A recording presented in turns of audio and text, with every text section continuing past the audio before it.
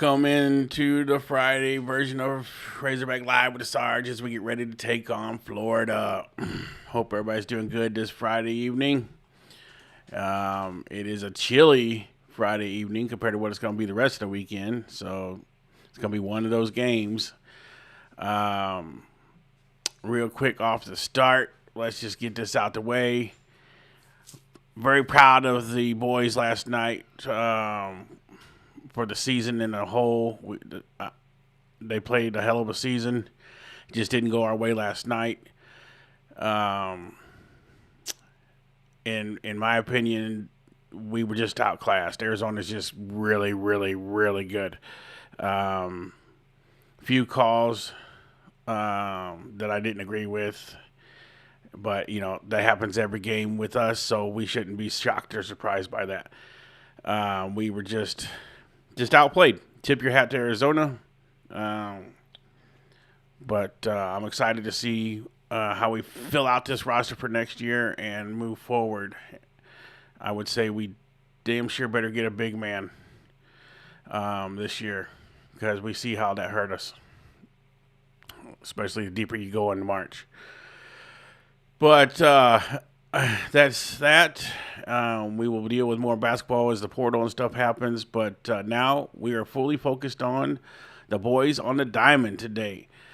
We'll run down the pitching matchups. Today we got right-handed pitcher Liam Peterson for Florida. He's 1-1 with a 4.15 ERA. Don't let that ERA fool you. He brings major league ready stuff. He's got 4 pitches. His fastball ranges between 98 and 99. He's got a good changeup, a decent 12-6 curve, and a slider. We all know what the slider does to Arkansas hitters. So this is going to be a tough one right off the bat for here on Friday night. The thing that I think that helps us against Florida is their offense is not all that good. They rely heavily on their pitching to keep the games low scoring.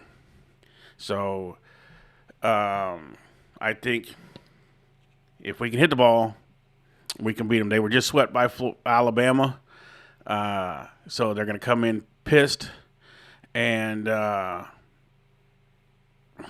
ready to play. So we're going to have to come out after. We got Gabe Gackel going tonight, 3-1 with a 2.87 ERA. So Gabe's going to do Gabe things, hopefully, and keep us in that game. Our bats will come out and be ready to play. Saturday's matchup is right-handed pitcher Aiden King. He's 3-2. This young man is pitching now. His ERA's 1.27. So he's very stingy with the runs. He will be going up against our left-handed pitcher Hunter Dietz. He's 2-2, 3.86 ERA. And Sunday, they said to be determined, but usually they pitch Cooper Walls. They didn't have a lot of stats on him, but he will be going up against Colin Fisher. He's 2-2 with a 2.70 ERA. So I expect a pitcher's duel this weekend. And I will say right off the bat, with the weather the way it is today, it's going to be a tough game for pitchers, gripping the ball. It's when it's colder or cooler outside like this, especially if it's drizzling like it is here in my area up here, northwest Arkansas. It's hard for the pitchers to grip that ball and get them off-speed pitches and curveballs to cut and stuff as good as they would be like tomorrow and Sunday's game when it's going to be in the low 80s and the mid 80s and sunny. So. Also tonight we have the Norm DeBryan night. I hope I said that name right. They're going to be wearing throwback jerseys and a cap in the series opener against the Gators tonight to commemorate the legendary former Arkansas head coach's induction into the College Baseball Hall of Fame as part of the 2025 class. So that's awesome. We have seen the uniforms and they look pretty cool. So that's going to be pretty neat to see the guys doing that tonight. Hopefully we can get a win in the honor of Norm this evening. So that takes care of the pregame stuff. Let's see who we got in the building here. Let me scroll up. Tim's in the house. What's good, Tim? There's Tiff. Cold day for baseball. Yes, it is. Nevada, what's going on, buddy? Good to see you. Arky Joe doing his mod things. Appreciate you, Arky. Tip says make sure to smash that like button. Absolutely. We want to be at 100 likes before that first inning is over. That's the standard. 300 by the fifth inning, and anything above that before the end of the game is where we want to be. ACAB, yo, what's up, buddy? Jeff's in the house, says Woo Pig Suey baseball. Also shout out to those ladies on the Razorback softball team. Absolutely, we love our ladies over there on the diamond doing what they do. And they start out tonight playing Florida too. Same time the boys are. Aaron Roach said, yeah, last night hurt. Yeah, it did hurt. It's going to leave a sour taste in your mouth for a little bit. But we will get over it. We will move forward. And we will come back hopefully bigger, better, and stronger. I just wish the calls were fair. Yes, they were better, but we couldn't breathe. Yeah. I mean, there was some the Billy Richmond ejection was absolutely needs to be investigated. That was BS, 100% BS call. Let's see who else we got. Games on fan. Hi, this is Don Olson's grandson, Reed, and I wanted to say he's Games on, Reed. Good to see you, buddy. Appreciate you, and I'm glad you think your grandpa is the best, and I bet he is. That's awesome. Good to see you, young man. Gambling. Everybody loves that gambling. Rich Razorbacks took the L. Yeah, we did. Ain't nothing we can say about that. We did take the loss. Jeff says, hey, I may have been disappointed about last night, but I am happy with the season. Something the Hogs could build off of. Yeah, absolutely. The season was an awesome season. One of the best basketball teams I've watched in a long time.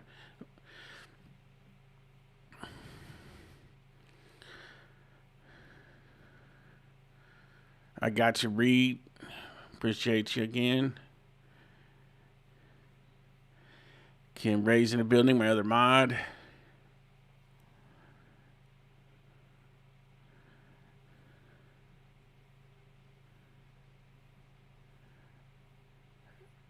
Just, Reed, I got you. Just don't spam it, Bubba. Florida has some really good bullpen arms. Yeah, their pitching is legit now. You can't give up on that. Roy, what's up, buddy? Appreciate everybody that come into the Discord last night and watched that game with us. We had, almost 45 people in there with us.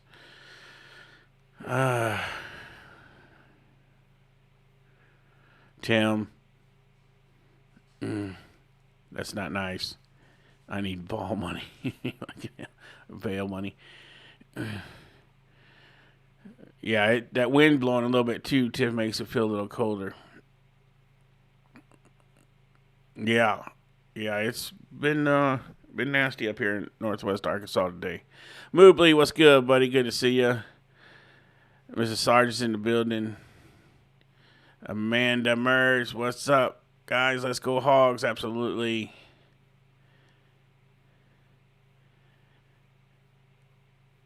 Rich does. What's good? Hi, Sarge. Hey, how you doing, Rich? Glad you're in. Good to see you, buddy. Turdy, what's up, buddy? Rich, can you shout out Vito? Yeah, Vito. This one's for you, buddy. Hello from the Sarge. Richard, the weather's cold, drizzly, and nasty. About as all how I can sum that up. Saps, what's good, brother? I'm doing all right. There you go, game's on. Well, we got you, brother.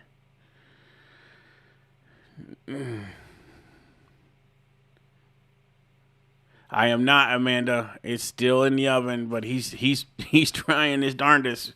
But they trying to hold him in until at least April 1st. After they said after April 1st, then he could come at any time. But they don't want him to come before then. Trev says, I'm ready for this game. Hey, Miss Vicky.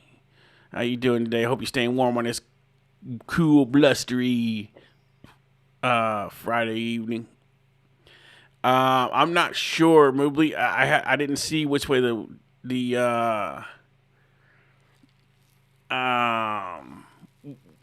which way the wind was blowing. I think it's blowing out of the north. If it's blowing out of the north, then yes, it'll be blowing out. But I think it's blowing out of the south. I'm not sure. I'm sure somebody will put that in the chat, which way the wind's blowing. B. Hall says, Sarge, I'm going to be a member. That away, B. Hall. So we're all caught up with all the soldiers in the barracks.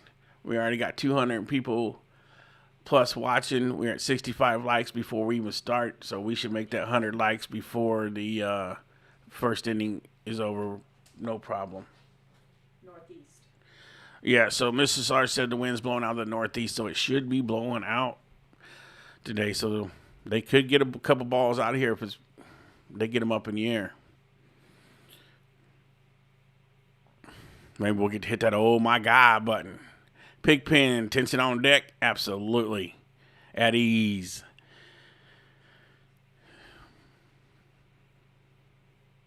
Turdy, I'm feeling pretty good, man. I'm ready. I want the boys to win this game because we need a pick me up after the letdown last night. So it'd be nice to come out and get a victory today to help kind of help Hog Nation feel that win feeling again. So hopefully we get that done today. But it's going to be a tall task. This pitcher is legit for Florida. He's a major league prospect. They got the number one prospect in the MLB draft at shortstop. He can hit. He can play the field. He's, from what I understand, he's a dude. So we're going to get to see him. Mark, good to see you, buddy. Glad you're here.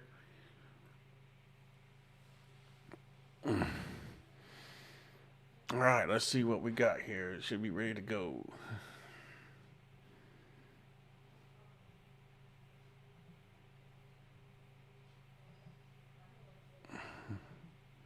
From that home run to center field, and again, he was really jumpy early on in the season, and you can see the results of that change in that swing.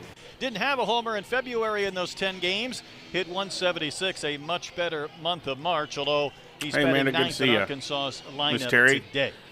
Now, Troy, for the Florida Gators, these last two Friday nights in the SEC have not been one lick of fun, even though they've won one of the two games. Yeah, they've really been pitching the ball well, but boy, hits are hard to come by in conference play. You can see the numbers right there on Friday night. Overall in conference, this is a Gator team that's only hitting 179. Of course, they were no hit last Friday, got their first hit with 2 outs in the ninth a couple of weeks ago. We'll see if they have a better effort of production today, but they'll get to face Gabe Gackle for Arkansas. Yeah, the California native Gackle, the junior. He'll come in throwing mid to upper 90s with that fastball. He's also had the big overhand curve and kind of throwing in a slider and a changeup as well, Brett. Take a look at the lineup he will face for the Gators. Brendan Lawson is having an amazing offensive season. He bats second. Curlin Bowen, Surowick, Sear, Strayer, Stanford, and Schwartz round out the starting 9 for the Gators, who are not ranked in a couple of polls, even though they are for the writers and the coaches. Yeah, Tim, Florida's hitting 179. Their one less offense loss, is one more win than Arkansas, much better RPI. They're not. We don't need it to get right here, though. Ranked 5th, but we're off and JK, rolling good to see you, buddy. And Gackle misses upstairs for a ball 1. Our plate umpires Kevin Sweeney, Richard Riley umpires at first, Jeff White at second, Jason Millsap will be at third. Kyle Jones, who missed all of last season, hitting in a .320 clip atop this Gators lineup. And that fastball at 94 is down. Boy, I tell you what, Brett, the wind is blowing straight out of the north, which means it's blowing out to right center field. So this is the ball that's really going to fly tonight at Baum Walker. It is not exactly warm, however. It was summer like yesterday. It'll be nice tomorrow and on Sunday, but 53 degrees as we get underway. You see a lot of jackets there in the background. Xander, good to see you, buddy. Good evening, sir. For that matter.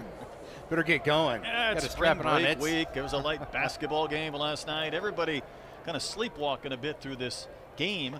I would say the flyby with the 2 fighter jets. Attorney, they said something about maybe platooning right Brumball, or not Brumball, but kind of rattled the seats in the stadium, didn't it?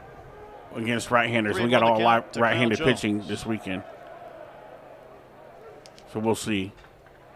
Gackle missed up in the zone with that pitch, but it was fouled back, and the count's gone full.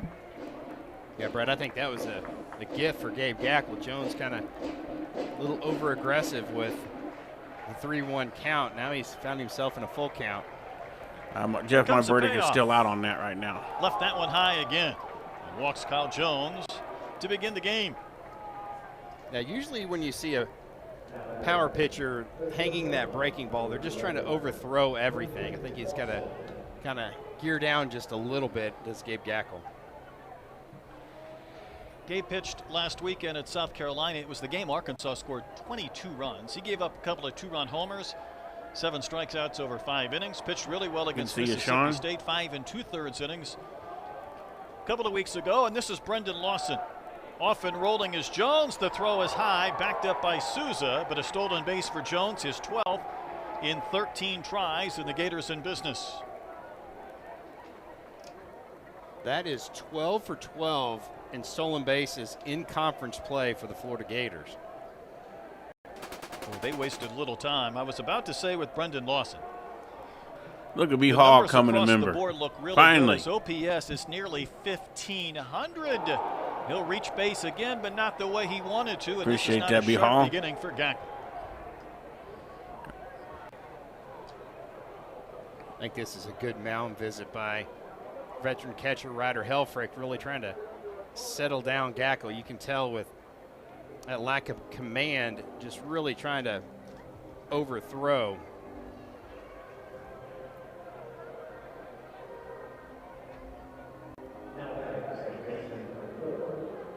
Matt Hobbs, an interested observer.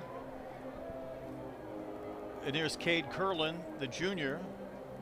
Dealt with a bit of an oblique issue this season. Last year, of course, it was his shoulder. Homer and 7 batted in the 3-hole for this Florida team that was swept last weekend at Alabama. But Troy, they played some small ball midweek against Florida State after Alabama did that to them in Tuscaloosa last weekend. Yeah, really took advantage of the bunt and really had a lot of success against the Seminoles. Gackle the pause before the pitch. There's a chopper to third. Poppy's got it. Steps on the bag. Slings it across the diamond for a double. Good play on a double play ball there. Taylor made. I like the decision right there by TJ Pompey. He's pretty close to the bag, and he gets that lead runner at third base. Watch this chopper. It kind of pulls him toward the bag. He goes there. A walk and a hit batter, doesn't rush that play at all. But then we just got a double play. Curlin easily. Arkansas is such a good defensive team in recent years. They enter with the 9th best fielding percentage in the SEC, 64th nationally. That's not really Razorback-like, but they get the easy double play here in the first, and this is Carson Bowen, the catcher. Well, I think the pitch that really kind of got Gabe Gackle back in the strike zone was the hard slider. He hadn't thrown it up to that point.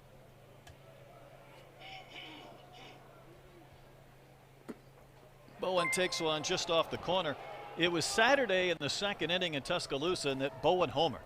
And it was the first run and $20 super chat hold account for the Gators. Of course, after they were no hit on Friday night, they were 0 for their first 30 before Bowen hit the bomb. Longtime TCU Horned Frog, and the next pitch, top of the zone for a called strike, and it's 1-2. Gackle went right back to that slider again. You can see that's about 86 miles an hour, and the location's right where you want it. You might see him go a little farther outside right here, see if he can't get the swing and miss. Helfrich sets the target. That pitch caught a lot of the plate. Another chop at a third. Same play for Pompey. A little bit of a low throw, but Robinette made the catch. Then he dropped it on the exchange. So Gackle put a couple of base runners aboard, but nothing doing for the Gators in the top of the Good job. Gacko, get out of that. We got B Hall with a $20 super chat. Says from me and Amanda. B Hall and Amanda, we appreciate you guys very much for doing that. Thank you. You guys are legends. A long time OGs. Been with us since the very beginning. I mean, the very beginning. So we do appreciate you very much, B Hall and Amanda.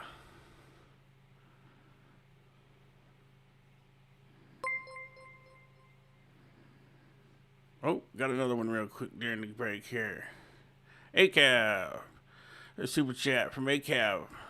I don't got much, but I appreciate the trees. ACAV. Just being here and hitting that like button and being subscribed to the channel is enough as always, but we do appreciate that $5 super chat. Very much, sir. Can't tell you how much.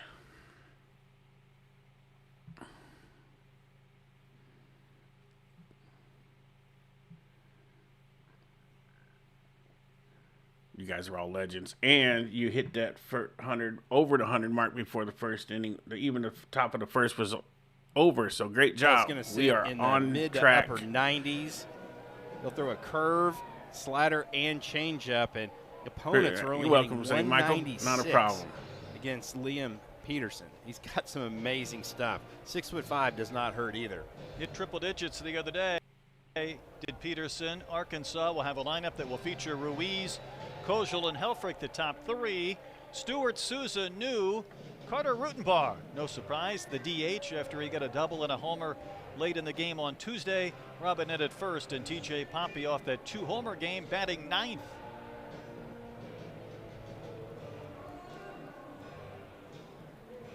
Christopher, no, we only do Arkansas. There's quite a bit of juice, but again, it's a little bit dreary. It's a little bit cold. There was a late basketball game last night. It seems like we're lacking a little something that I'm sure the Razorbacks would like to change. Yeah, I think so. I think this offense is going to have to put a charge in this fan base. And there is a coffee stand down here, so I think maybe people need to hit up the caffeine. It's a little quiet here at Baum Walker on a Friday night. Well, Damian Ruiz has reached base safely in 16 straight games. He'll wave and miss. As DVH said about his amazing season last year at Lamar, you don't see 93 plus on a regular basis. How about 96 out of the gates for Liam Peterson? Yeah. So welcome to the SEC. Yeah, I was 97 on track. Brother BKL Sports Entertainment so Show. far this year has had Appreciate that very much. He's gone 5 or more innings and given up exactly 1 hit. In fact, he had a stretch where 3 of the 4 starts he had such amazing numbers. Now, last time out against the Crimson Tide, he gave up 9 hits and 6 runs in 5 innings. So you know he would like a bounce back this evening. Well, he definitely has the stuff to really shut an offense down. And again, his big thing is if he can throw strikes with the movement and the velocity that he has, he's going to have a lot of success this evening. Pitch to Ruiz is in there for a strike. Took a little something off that one. I really like the speed and the location down in the zone.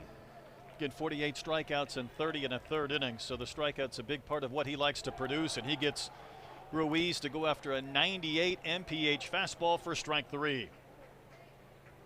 That is definitely hard to catch up with in the top of the zone, and the thing with Peterson is first of all, he's 6'5" with a long arm. Yeah, Saps, it's the broadcast, ESPN. You talk about some tilt. Almost every time we have weather and wind, man, that thing just it stutters a little bit. Another gear about halfway to the plate. Brings up Camden Kojal, 7th in the SEC in hits, 7th in runs batted in. Kojal had a couple of hits Tuesday in that 15-2 win that the Razorbacks put I'll forth, refresh the screen after this inning inning and see if it does any good. Sometimes that helps the broadcast. Kojal, as the Nebraskan, and myself as the former Iowan, got together today, and I said, listen, when the Huskers and Hawkeyes play a meaningful game, should they just go ahead and go through the obligation? Yeah, they're only using it, that for today, Arkansas keep Razorback. Nebraska from more suffering. I'm sure he didn't like that conversation. Well, he put it into perspective. He said, I don't remember the glory days. I wasn't around for them. Counts 1 and 2 to Kojal. 3 infielders on the right side of the diamond against Cam, and that one misses outside at 99. Again, he popped 100 the other day, and Gators, like so many of the teams around college baseball, will shift with their data. Pitch is downstairs, and the count has gone full. It was about a week ago, Baseball America came out with Amanda, appreciate you becoming a member too. Generating scouting buzz. It was interesting Whole because number family's 3 was become a Gabe member. Gackle, number 1 was Liam Peterson. We're getting this duo tonight, and that's a little bit in for ball 4 to Kojal. That was a really good at-bat. Peterson kind of threw the kitchen sink at Camden Kojal right there. Threw him a couple change-ups, breaking balls. The fastball just missed. Again, on such a cold night, the velocity is for sure there for Liam Peterson. Brings up Ryder Helfrich. He's going to swing at the first pitch and pop it up, and it'll be back and out of play to our right. So if you're a big league scout in attendance tonight, you get Gackle, you get Peterson, you get Helfrich, even Brendan Lawson. Great candidate to be near the very top of the draft next season. Always, again, incredible talent when these teams get together.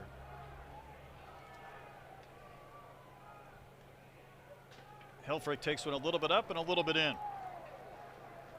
Brett, I'm a little surprised. The wind's blowing out to right field, and this Florida Gator outfield is playing relatively shallow here at Baum Walker. The teams did not take batting practice on the field. They hit inside, and of course sometimes you get a chance to see how the ball's carrying when you're shagging during BP, whatever the case may be. And there were some sprinkles, and the tarp was Amanda on the field, with so a the teams $10 hit super inside chat. earlier this afternoon. We'll get you at the break, Amanda. We appreciate that very much. Just up and in. I tell you what, both of these pitchers seem to be missing up in the zone right out of the gates. Well, I think that definitely both of them are amped up. I think this is a really big game. That Friday night game just kind of sets the tone for the weekend. And boy, if you can come out with a victory, it sure makes it easier. Flip to first, and Kojal not much of a threat to run. Back in diving. Surowick over there at first, holding him close. 6 home runs on the year for Ryder Helfrich. Hitters count, Kojal bluffs going, and the breaking ball dropped in for strike 2. Brett Curlin, the second baseman for the Gators, is almost playing directly behind second base. So huge hole on the right side, but he's going to be the one covering to turn any kind of a potential double play. Gators had a couple of runners on base with nobody out in the top of the first, did not score, and Arkansas trying to plate the first run, if not more, in the bottom of the first inning. Kojal not going on a payoff pitch. Another one hit in the air, right side. Surowick over, but it's back and out of play.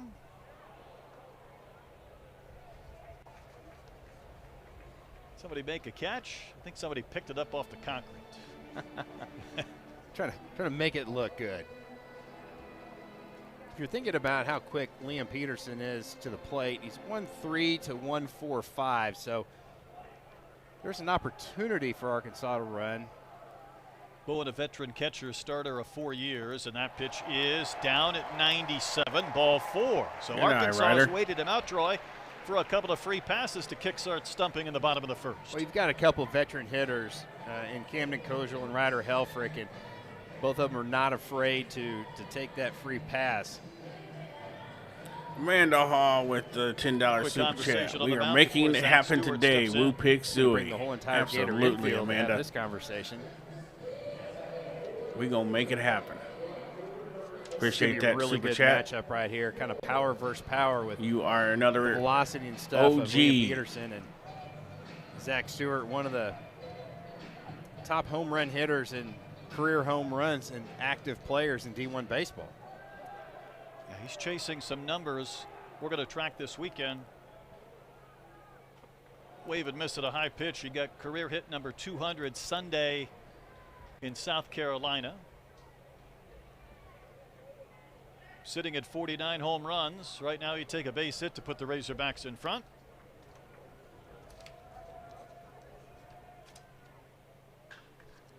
Chops a breaking ball foul, and he's quickly down 0-2.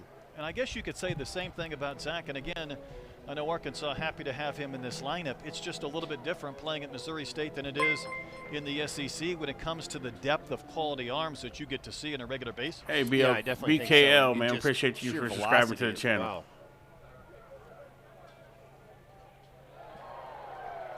Bowen was lucky to be able to catch that one. That was a really good job by Bowen. He's still in the oven, St. Michael. Again, he's hanging not in there. the tallest catcher. He's not like a Grayson Griner who used to play for Hello, South Carolina. Veronica. That was How are you? 6'6". I'm doing good. Well, he had to use all his hops to get that one. Michael, Peterson's 1-2. no worries. Stewart lays up and Ooh. takes strike 3. Nearly 3,000 on the spin rate for Liam Peterson to lock up Stewart and get a second strike out of the inning. That is absolutely filthy. Watch this thing drop, and that is a breaking ball That's a good right pitch. over the top. You can't throw it any better. Here's Nolan Souza. There was one Razorback who put forth an amazing batting practice today inside. It was Nolan Souza. And I know it was a slow start for Nolan. Again, he wasn't able to get any live at-bats in the fall. It was unusual the other day, though, at SEC play on Sunday. Nolan was, Troy, a triple shy of the cycle. Now, he went into that game with the worst batting average in the starting lineup. He finished that day 10 for 20 in the SEC at 500 in league play. Yeah, he is really picking it up when it matters in conference play, and I think he's just kind of settled down and not trying to do too much and getting that barrel head out a little bit more. But think about that, and I know it's only 6 games into the conference play, but of the starting 9, you have the lowest batting average, and yet you finish the day with by far the best batting average on the team in the 6 conference games. Yeah, I just can really tell you what a few tweaks and just some relaxation at the plate can do for you. 2-1 pitch, called a strike over the inside corner. And great changeup right there by Liam Peterson. Started off the plate, and then that tail just brought it over the inside corner. Has he thrown that many times here in the first? Not really, Maybe a couple. He threw one to Helfrich. The 2-2 down and in. You're talking about a spin rate on the breaking ball nearly 3,000. And he was below 2,000 on that changeup with the same velocity. Yeah. Yeah, the changeup and the breaking ball are the same. Gators got a couple of base runners, didn't score in the top of the first. Arkansas has had a couple of walks they've accepted in the bottom of the frame before a payoff. Peterson will break contact. Full count, 2 outs. The base runners are going to be in motion, so base hit to the outfield will easily score Kojal. Big at bat early in this game. Runners go. Here's the payoff pitch. Line to third, and Schwartz caught it. Ooh, that's With just one bad luck infielder right on there. the left side of the diamond, it was his island. He made the catch, ends the inning, and the Razorbacks strand a pair against Liam. I can try to do something here. I don't know.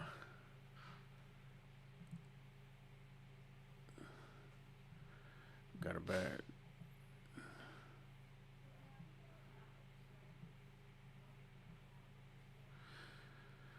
There we go. We'll see how that works. It makes it even better. Appreciate all the new members. We got the. Oh, I didn't upload the new. Wait a minute here.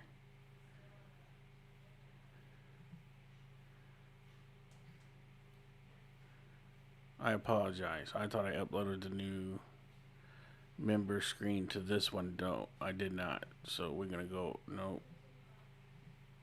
There we go. We'll get her figured out.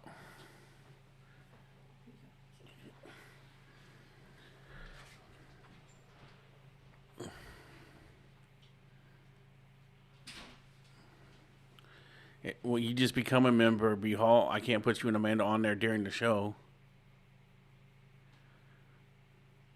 You'll be on there for tomorrow.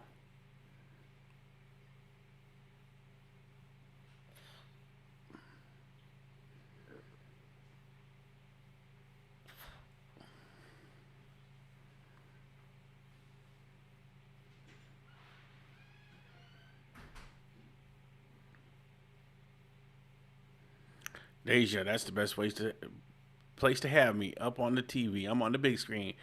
I've made it, Mama. I'm on TV.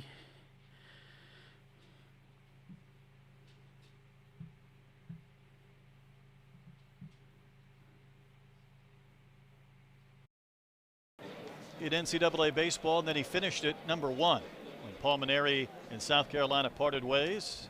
His team's gone 2-1 each of the first couple of weekends in the SEC between Mississippi State and at South Carolina. It's been an unusual conference beginning for Kevin O'Sullivan. He won those 3 games against the Gamecocks and then were swept last weekend at Alabama. Ethan Surowick will lead off, the first baseman. Takes one for a called strike. Only Gator to start all 27 games. 30 hits, but 33 strikeouts.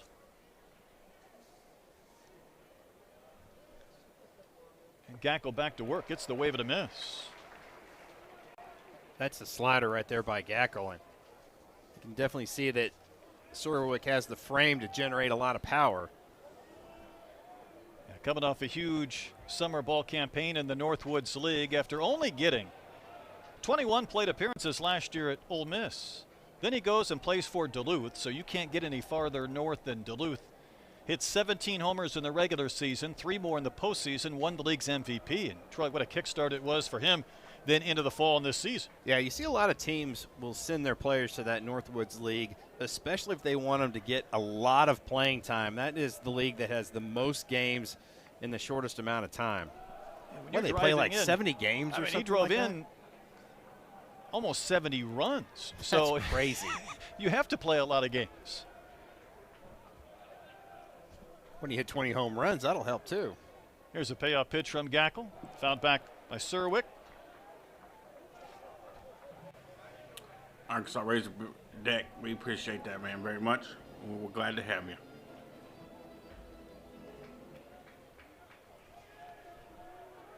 Both pitchers put a couple of base runners aboard in the first, but yet to have a hit in this game.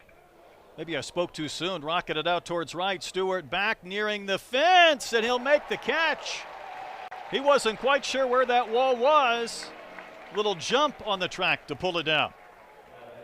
Yeah, that ball was hit off the end of the bat by Surowick, and you could really tell how far this thing carries. You can see that it just didn't explode off his bat. 94. That ball got deep. Yeah, it really did.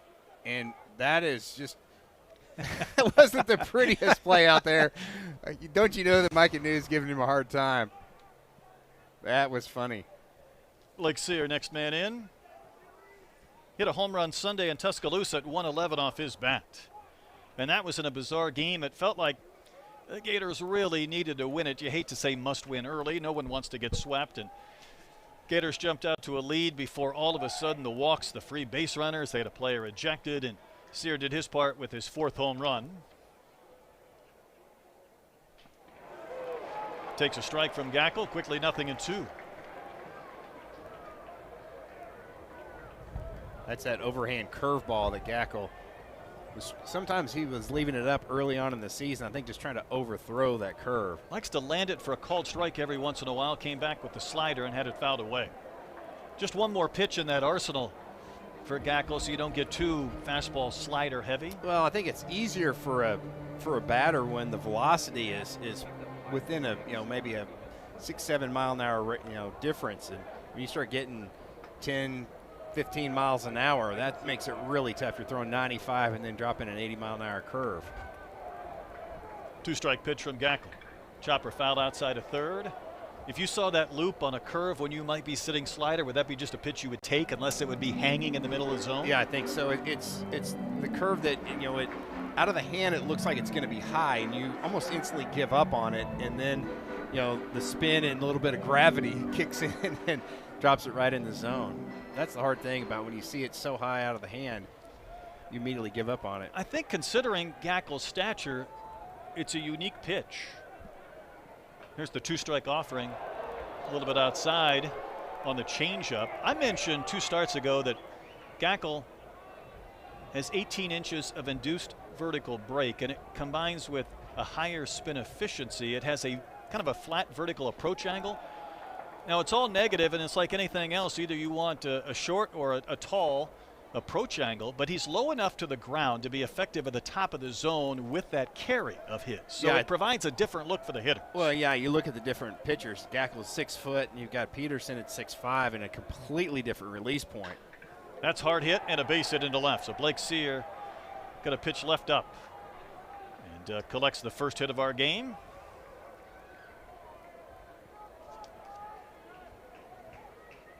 Sear did a really good job in that at bat. Fouled a couple pitchers' pitches off and was able to get one up in the zone out over the plate and just hammered it.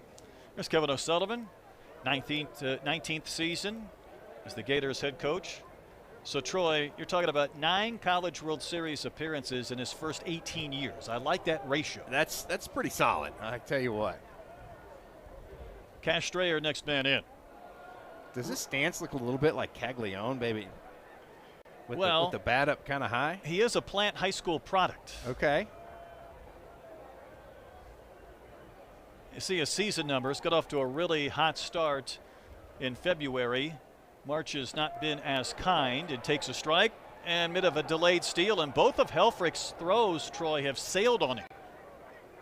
Yeah, he was really late making that throw. I think that maybe didn't get a lot of help from his first baseman, Robinette, and that's with the left-handed batter. The first baseman's got to tell that catcher that the runner's going, because by the time Helfrich kind of saw it out of the corner of his eye, he was already 2/3 of the way to second base.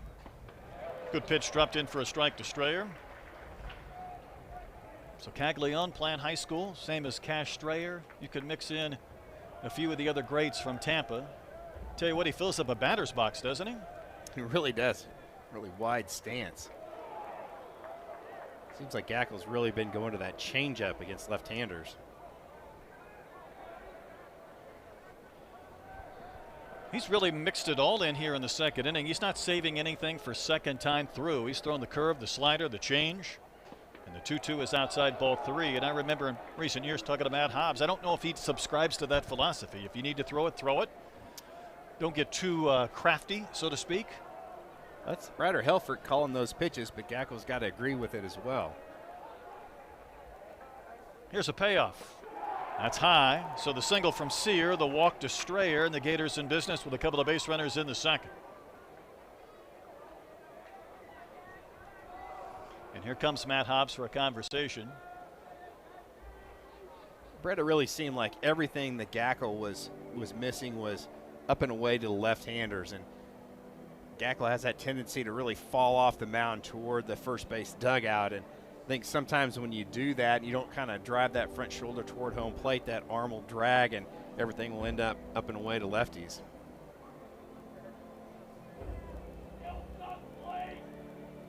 Yeah, Hobbs still discussing things with Gackle before Cole Stanford will bat. Kevin Sweeney, the home plate umpire, is going to break things up and say, hey, let's play some ball.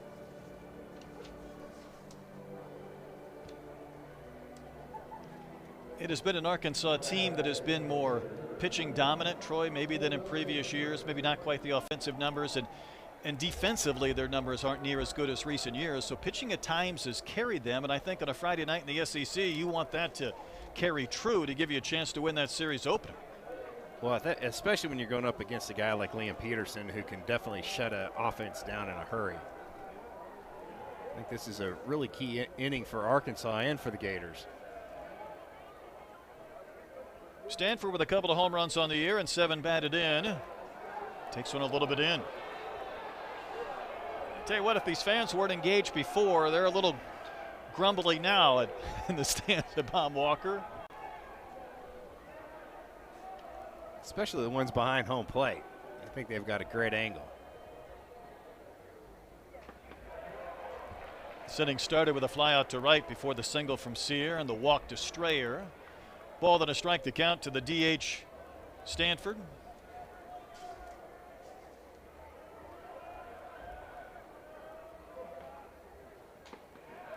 Just off the plate.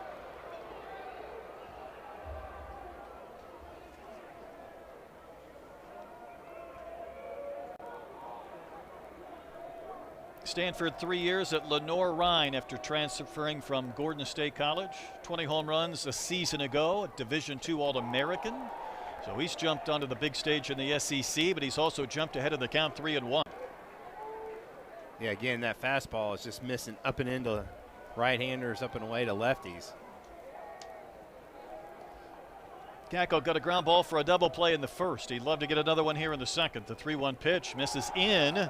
So that's a couple of walks against the bottom of the lineup to load the bases for Colton Schwartz, the third baseman. And 9-hole hitter. And Brett, this is going to be pitch number 40 already for Gabe Gackel. And 20 are balls, 19 for strikes. And there's activity rolling in the Razorback bullpen. That is Cole Gibbler. Certainly is. We've seen him finish some of the Friday starts from Gackel. Who knows, he might be called upon earlier tonight, much earlier than anticipated. That pitch missed badly to Schwartz. Yeah, just everything up in the zone for Gabe Gackel.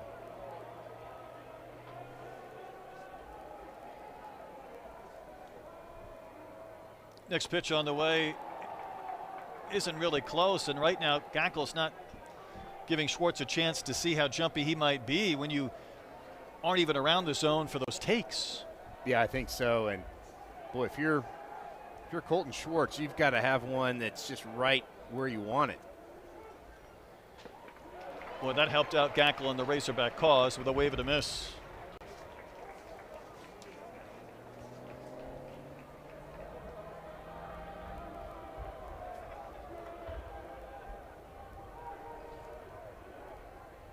Gackel from the windup. The next pitch caught on a missed again.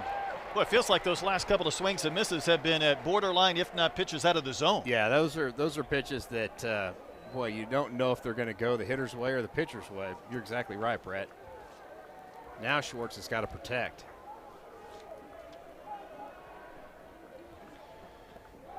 Try to climb it a little bit more. Now it's full count. Yeah, another one that wasn't that competitive, though, and now the count has gone full with the leadoff hitter Kyle Jones waiting on deck.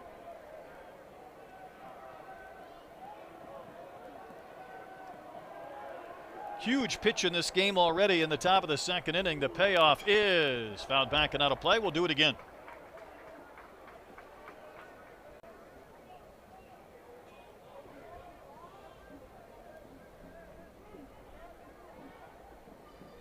.45 pitches and counting for 4 outs for Gackel. And another payoff. Not close. Ball 4, and the Gators get a freebie in the second to start the scoring. I don't know what you do here, Troy. There's been a mound visit already. That is 3 consecutive walks to the 7, 8, and 9 hitters. Yeah, and the tough thing about it is he threw like 3 straight fastballs for strikes, and that's going to do it. DVH is out of the dugout. I think that surprised me, even though we're only 46 pitches in. Gackel just fighting it too much tonight. Gators have the lead. Arkansas about to make a pitching change. What's going on, white boy? Cyclone uniforms are in dedication to. Let me stop that crap. The uniforms are in just for tonight, and they're for. Dang, let me get his name here. Norm DeBryan night. He was a Hall of Fame coach for Arkansas. And he was inducted into the Hall of Fame in 2025. So they're honoring him tonight with these uniforms.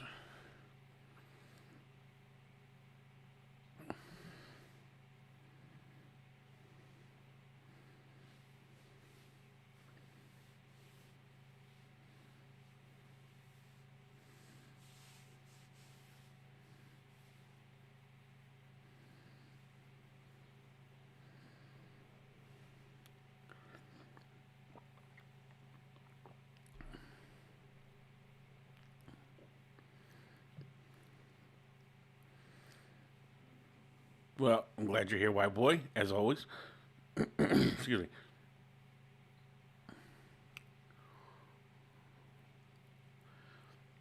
Gacko was just having a hard time finishing his pitches. He's leaving everything up high, dragging his arm through the zone.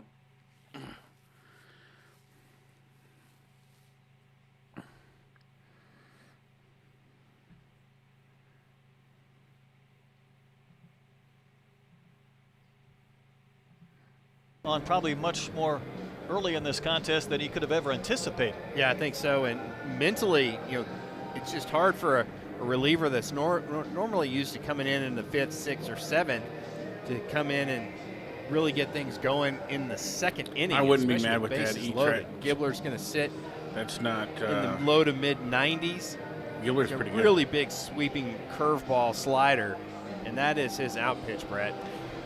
Well, again, Troy, Gibbler has gone 3 2/3 innings in a couple of outings. His longest is 4, his shortest is 3. His last couple of appearances, 3 1/3, and I would think the Razorbacks would want every bit that and maybe even a little bit more. Yeah, I think so. And you're probably going to see Gibbler probably at least go 4 innings if he's rolling. Problem is for the Razorbacks, and the good news for the Gators, the 7, 8, and I hear 9 you, hitters Pacer. have all walked. So back to the top of the lineup for Kyle Jones, and the first one goes to the backstop, and it's 2-0 Florida.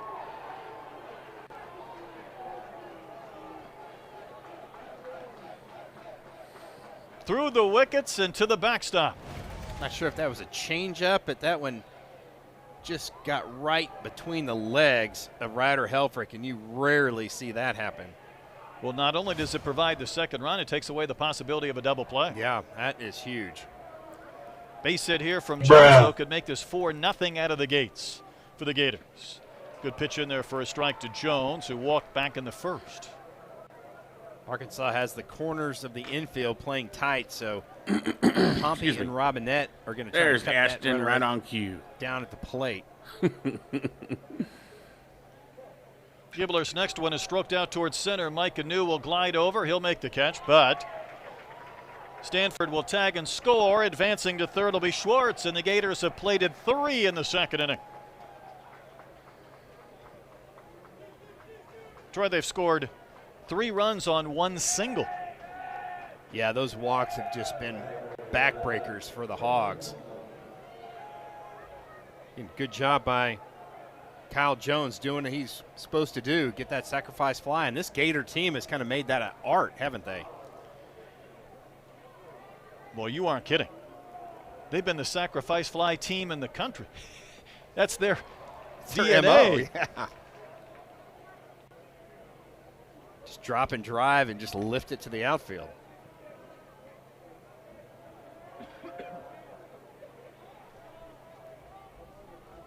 One and 2 the count to Lawson, who was hit by a pitch an inning ago from Gackle.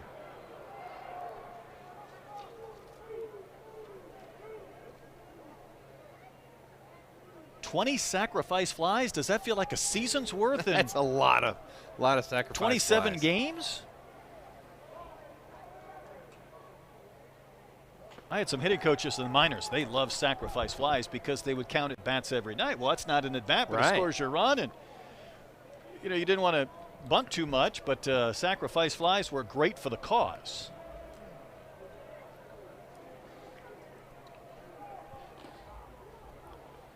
Lawson will take, and it rolls in there for a strike from Gibbler. Yeah, Sean, I guarantee you that everybody on the teams do. Playing in cool weather sucks.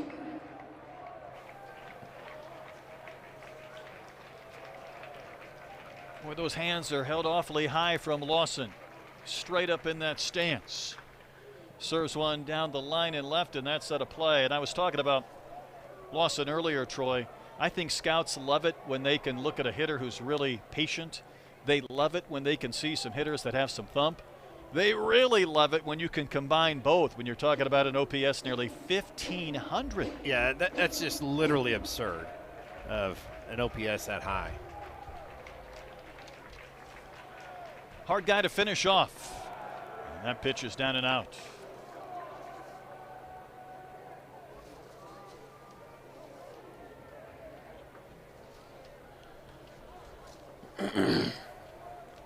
Well, he really has those feet close together. Another one fouled back and out of play. He's doing a good job of spoiling those big sweeping sliders of Cole Gibbler.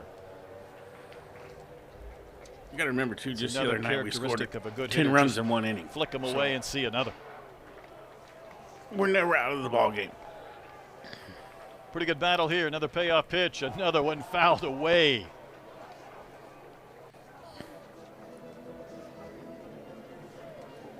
So Lawson is second in the conference in slugging percentage to Daniel Jackson of Georgia, who's on a different plan, and he's number 1 in on-base percentage. Helfrich has jumped ahead of him in the walk category by 1. There He'll you go. wave and miss. So Gebler won that long battle in a strange inning in which Florida scored 3 runs on 1 single. Yeah, 3 walks, 3 runs for the Gators, and boy, big out for Arkansas to get out of that inning with just a 3 spot on the board.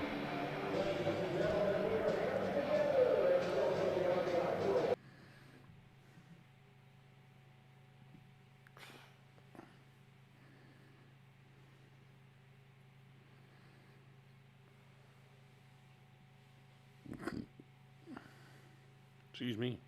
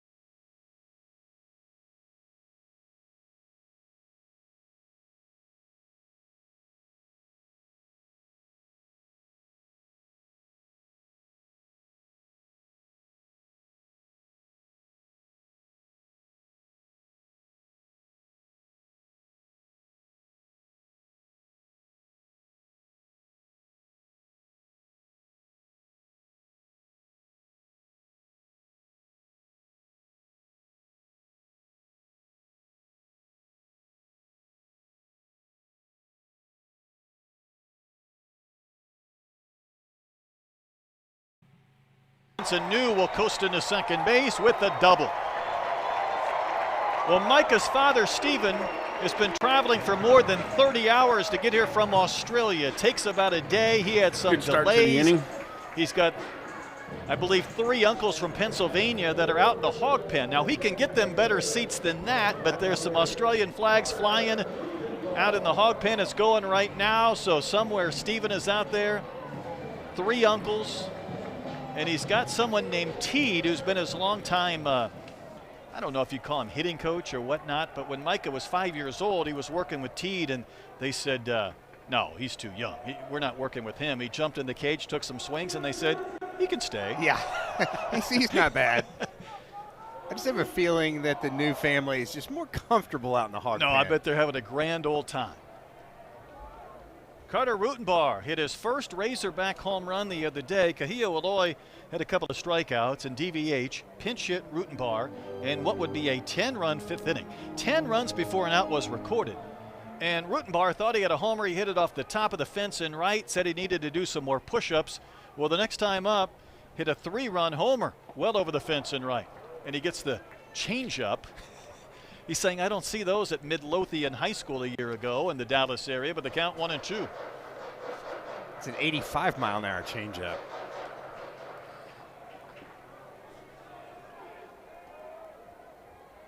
Rutenbar looks at another one.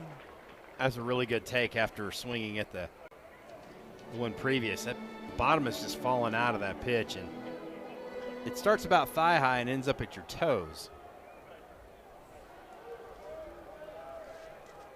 Long pause before the 2-2 pitch. Wave and a miss. The exact same velocity. That was the breaking ball. Felt like that was hanging up there just a bit, but after seeing those change-ups, Rutenbar went after it. Yeah, you can see it starts well up in the zone and almost 2,900 on the spin rate, and that's what that spin was able to do, is miss that barrel. Next in is Reese Robinette with a homer on the year, 12 knocked in. Reese will swing at the first pitch and hit a mile-high pop-up. Schwartz, the third baseman, is going to start to backpedal, and in fair territory, he made the catch. When he started to drift, even though it's a fairly windless night, I thought he might be in trouble, but he was able to hang with it and make the catch for out number 2. Well, that was not an easy play. It had a lot of spin in English on it. Schwartz was able to navigate that one. I almost thought that Lawson was going to come over from shortstop and make that play. And Arkansas really would like to get at least one run. They'd given up that leadoff double after the strikeout and pop-up. I think anytime you go into a game against Liam Peterson, you have to go in with the approach that you're not going to put up some big-time numbers. And when you're down 3-0, if you aren't going to have a 3 or 4 run inning, you need to put a few runs on the old picket fence, so to speak, across the scoreboard. I definitely think so. Kind of a borderline pitch that went Peterson's way. Pompey had 2 walks and 2 homers on Tuesday and skies this one to right. Strayer has it measured. If it ever comes down, and it does, Pompey retired a leadoff double from New, and the Razorbacks don't move him. 3-0 Gators as we go to the 3rd inning.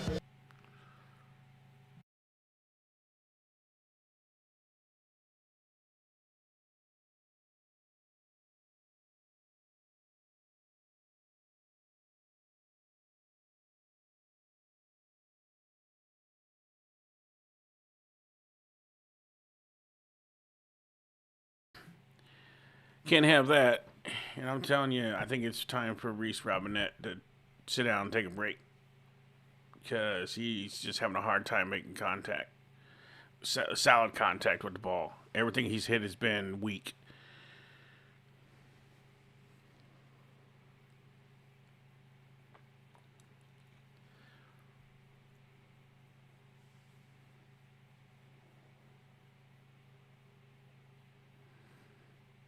He started, Richard. Gackle started. He just couldn't locate the zone. Everything, he was just, mechanically, he was not right today.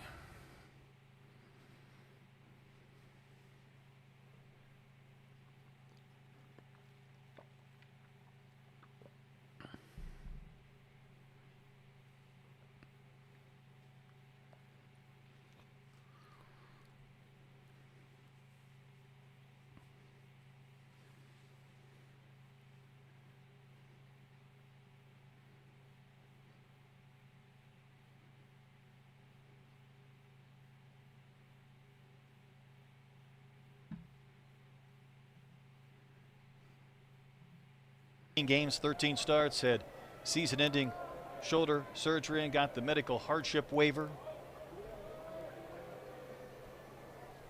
He is going to lead off the 3rd inning against Cole Gibbler, who had to come on and get the final couple of outs in the top of the 2nd when Gackle exited. But then to complicate matters just a bit, he had an oblique issue at times this season. So he's a 3-hole hitter, and those numbers, Troy, do not look 3-hole hitter-like, but we know it's there. Oh, we've seen it before. Absolutely, and I'm sure he put up some big numbers in the fall as well. And it, you can just tell the frame, it looks like he definitely has some power, really stays behind the ball and stays in his legs. Going to skyward out towards center. Mike Anu has not moved. He'll drift back a couple of steps. Again, a winless night, which is rare, and he'll make the catch to retire Curlin to begin the top of the 3rd inning. You see the jerseys that Arkansas is wearing today, and of course that is a little bit different, but it comes with a reason. Razorbacks on Norm DeBryan Legends Night. Everybody wearing the number 23 from Norm. Yeah, they retired that number right there, and great career for Norm DeBryan, 33 years as a head hog. Inducted in the College World Series Hall of Fame. Yeah, the really College Hall of Fame up in the Kansas Michael. City area. That's so awesome, he was wearing that jacket tonight. If you're watching because of Michael, I appreciate you very much. Only number in program history to be retired, number 23. As Carson Bowen takes a strike. Even the hats, though, Troy, are from that era. It's got that kind of the script A. Yeah, the script A instead of the modern old English A. Get your attention. 2-strike pitches, cut and a miss. So Carson Bowen will K. Couple of quick outs. Here you see the A on the hat from Gibbler. 2 gone in the top of the 3rd inning. Got several alumni, though, here at the ballpark honoring Norm. Yeah, I think so. They had Mackey's Landing up down the right field line. Had some free tickets for the former players, so people coming from all over the place. I know Dallas and Oklahoma and several other states. Are the beverages free up there? I don't know. I didn't have a chance to make it down there. That would be an expensive offering if the former players got the beverages for free. As Surowick bats. He flied to right to begin that second, and then after that, the Gators went to work and scored 3 runs.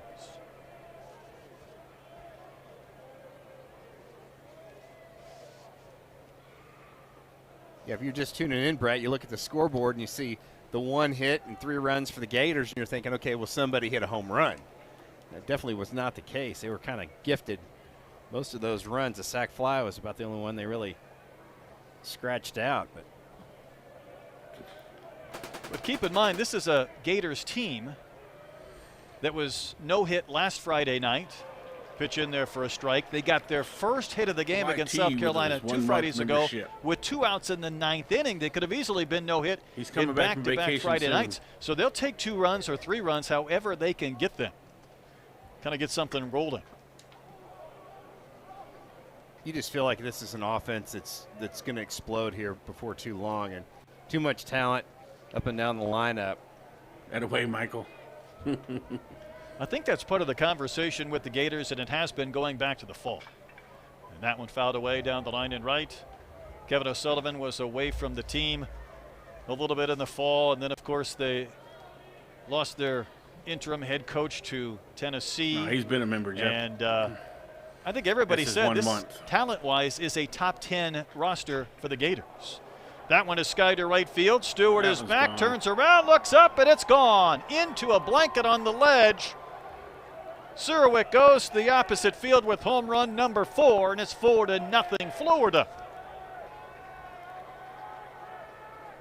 Brett, as soon as that ball got up in the air, you just knew it had a chance to get out. The wind's blowing a little bit out to right field, and I don't think the wind did anything to help that ball out of the yard, but it sure didn't hurt it either. Well, the ball ended up back on the field of play and right, so whoever caught it in their blanket ended up throwing it back, but Surowick gets one up and out. 33rd home run for the Gators this year. Landed up on that ledge. Yeah, I think that was just a missed spot right there. You can't give a guy with that much power a pitch up and away so he can extend those arms. Blake Sear takes the breaking ball for strike 1.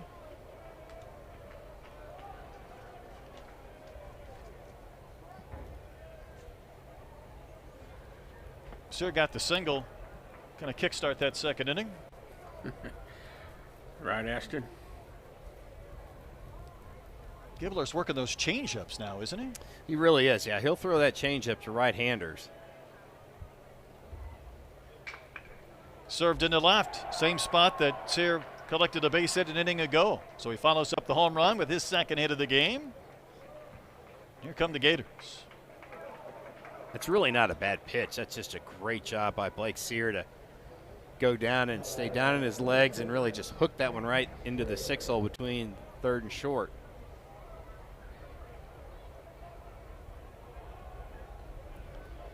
Here's Cash Strayer. He was part of 3 straight walks with 1 out this inning back in the second against Gackle that forced an early hook, and 2 of those 3 individuals would end up scoring. Flipped to first, and Sear was standing on the base when that throw left the hands of Gibbler. Sear 4 for 4 on the season in stolen bases. Really kind of tough against the lefty unless you just go on first movement. Stray will take a fastball a little bit off the corner.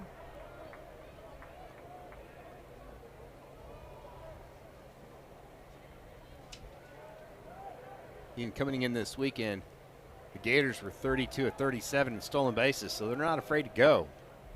Gibbler will flip to first. Again, a very short lead for Sear.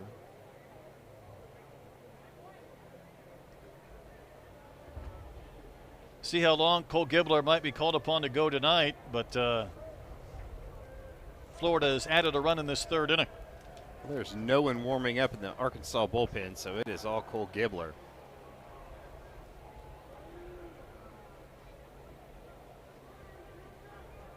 Arkansas has been so good at winning series and certainly winning 3-game sets at home, and I think part of that over the last decade or so has been winning on Friday nights and big-time pitchers on Fridays, going back to Blaine Knight, who was undefeated, Hagen Smith in recent lore, and Zach Root at times a season ago, and then Kevin Kopps was finishing games a few seasons back. And Arkansas's not used to coming out of the gates on a Friday night and maybe finding themselves running uphill. Yeah.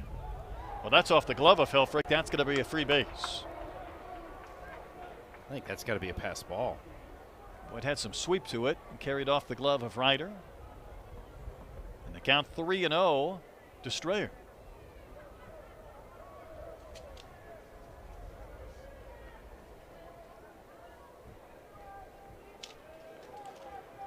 Arkansas moving their outfielders as the pitch is delivered in there for a strike to Strayer. McAdoo, the center fielder, is kind of shaded a little bit over to left center field. So you probably think that Strayer's going to see something away. 3-1 pitch floats up and out. That's ball 4. That's another walk. Another 2-out base runner. Remember, this inning started with a fly out to center and a K before it went homer, single, now walk with that pass ball in between.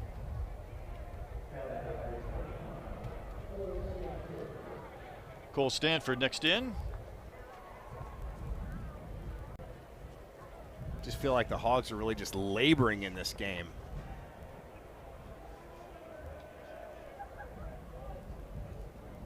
Feels like the second half of that basketball game last night is carried over to the beginning of this baseball game. Just gave some bad mojo to the Yeah, you're Hogs. just kind of playing out the strings, so to speak, but there's a lot of time left, and the Gators would love to put the hammer down here in the third and add to this 4-0 advantage.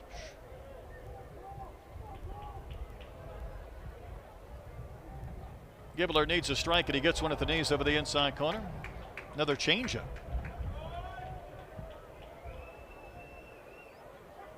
We saw Gackle in his 46 pitches really throw all 4, and a couple of those were eluding him, trying to find some strikes and maybe work ahead of these Gators hitters. And Gibbler has used his repertoire early and then just drills Cole Stanford.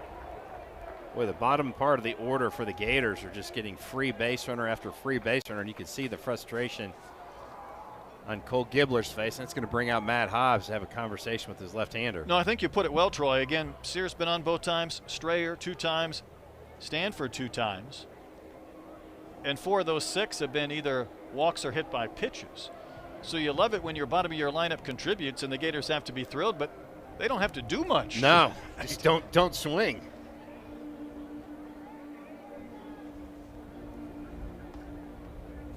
It felt like it was during that Stetson series when Arkansas played a 4-gamer and it wrapped around to Monday when I said, if you're a fan here at Baum-Walker, this game needs something. I don't know what it is, but this game for Razorback fans needs something as Tate McGuire jumps up and starts to work in the bullpen.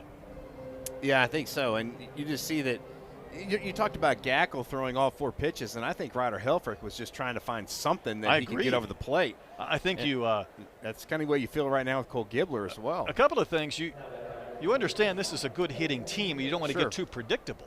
But on the other hand, you're trying to find something you can land.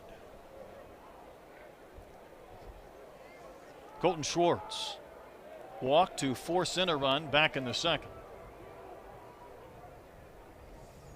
Steps up with the bases loaded and takes strike 1. I would say the one thing about the conversation that Hobbs has had with both Gibbler and Gackle, it wasn't a quick one where you say, let's go, let's pump strikes. It was a little more involved, a longer process. It was definitely a one-way conversation. Well, that too. As well. There was not a lot of dialogue or back and forth.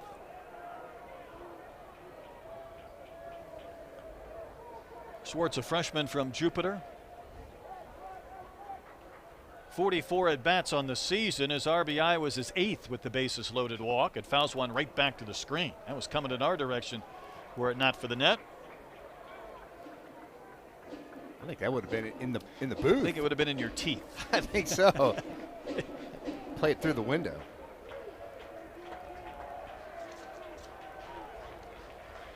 Florida's seen a lot of the Schwartzes over the years. The 1-2 is poked towards second. Big bounce for Souza. He'll throw out Colton to end the inning. The Gators will leave the bases loaded. They do add a run on the Surwick home run. 4-0 Florida. We go to the bottom of the third.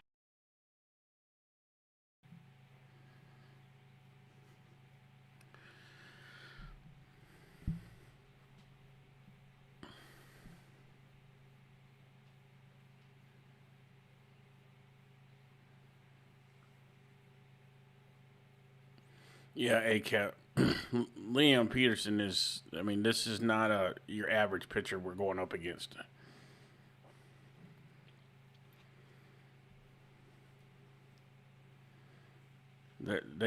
Florida's got good pitching. We're going to have to, take advantage of when we get runners on and mistakes, and he don't make very many. None of their staff does, to be honest.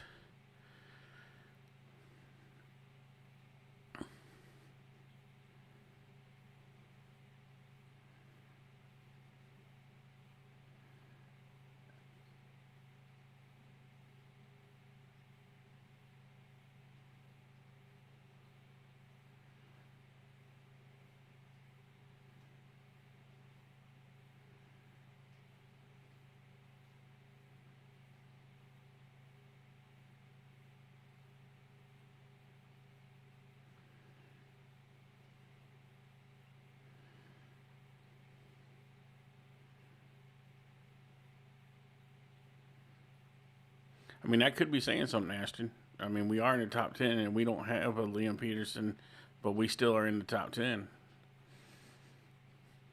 So we got to be doing something right.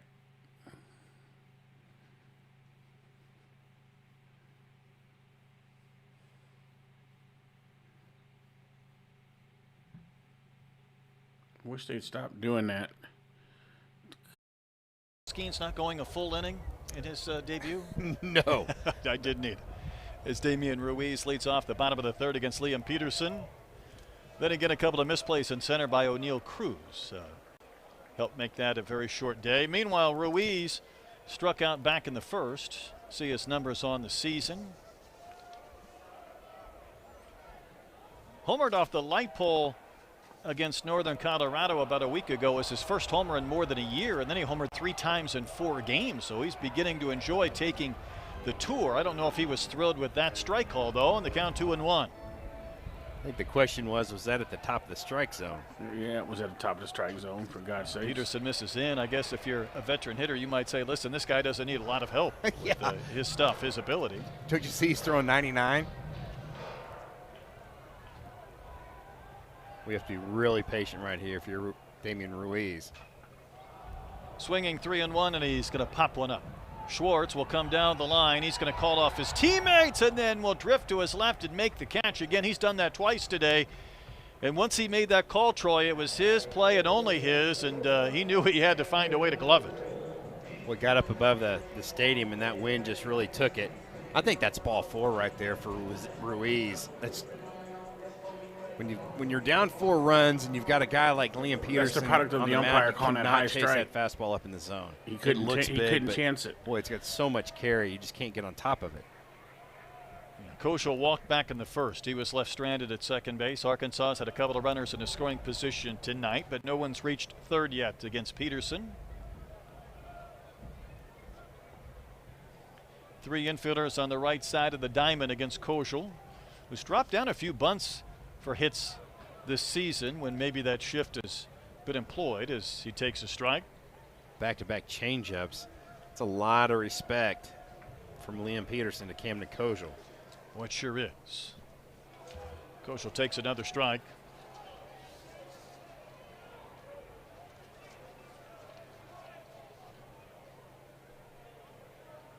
Koschel leads this team in runs and hits and doubles and homers and runs batted in, but he will go down on strikes.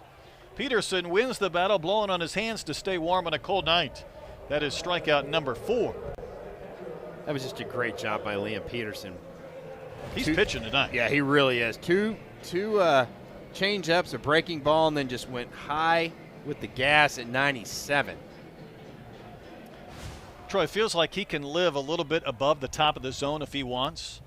As Ryder Helfrich takes a strike, because if he's getting anything close to that top of the strike zone called with his ability to go a little bit higher, it's really tough on these hitters. Helfrich's going to try to slow Peterson down a little bit. He's watching that clock behind home plate.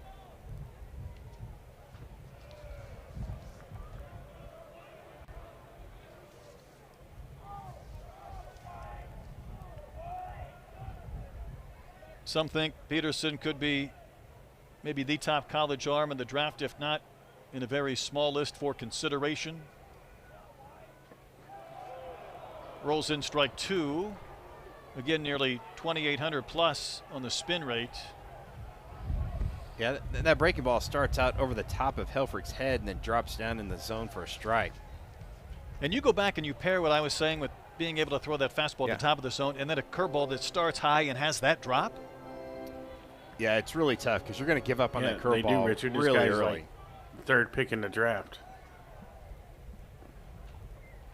Count has gone full to Helfrich, who again leads the SEC in walks with 31. It's a race between Brendan Lawson and Ryder Helfrich, who can accept more free bases. Helfrich has reached base in every single game this year, all 26.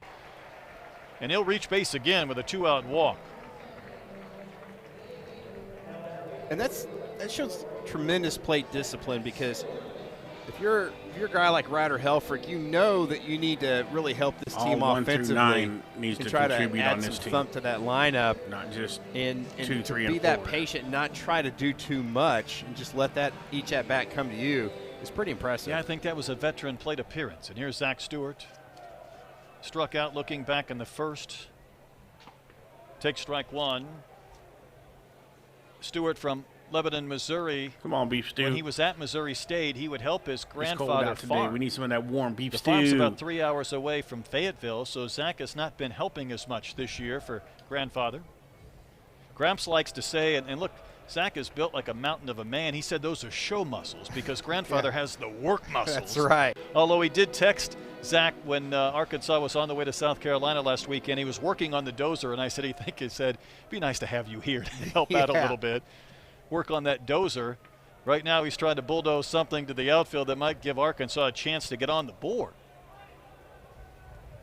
Again, what little wind there is, it's definitely blowing out to right field, and it might even blow a high fly ball out for a home run. 3-1 the count. One thing about the Razorbacks, and again, I know it's not a lot of SEC games, but Stewart is 2 for 23 in the SEC. Kahio 2 for 21. There's some guys below 100 who would love to turn that around. And that pitch, again, with that big-time spin, that was almost 3,000, drops in for strike 2. Yeah, you can tell Stewart just gave up on that pitch. Thinks it's going to be high and away. Helfrich's going to get a head start, but they're going to hold Helfrich on at first base. They sure are. Surawick, and there's a ground ball cued, fouled outside of third base. Are you surprised that the Gators are doing that with left-handed Stewart at the plate? I'm a little bit, because Helfrich's going to get a head start anyway. Maybe they don't think many people will pull. I guess so. Liam Peterson. Helfrich will run. There he goes. 3-2 pitch. Fouled back to the screen. We'll do it again.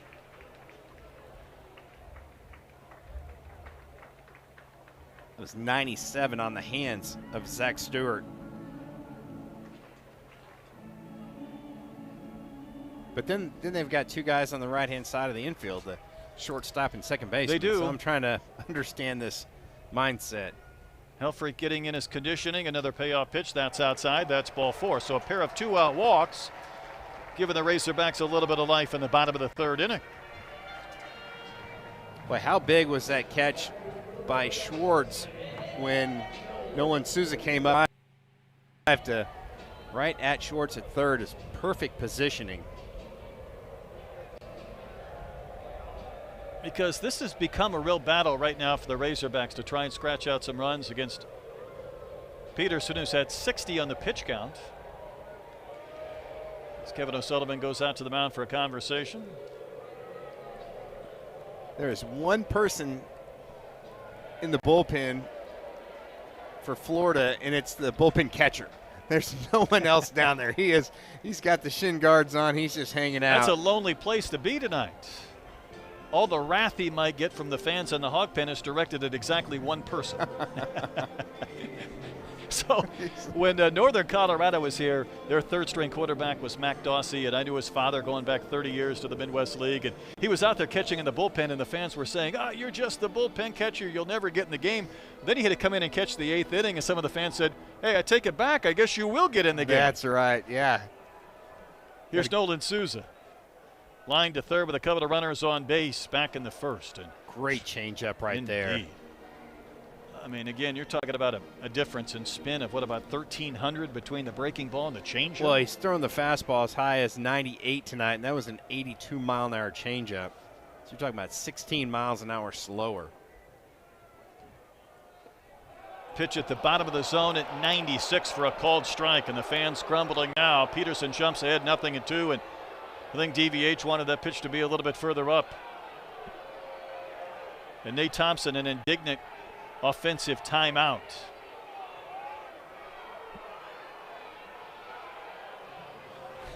That was pretty demonstrative Yes. of how Nate Thompson called timeout right there.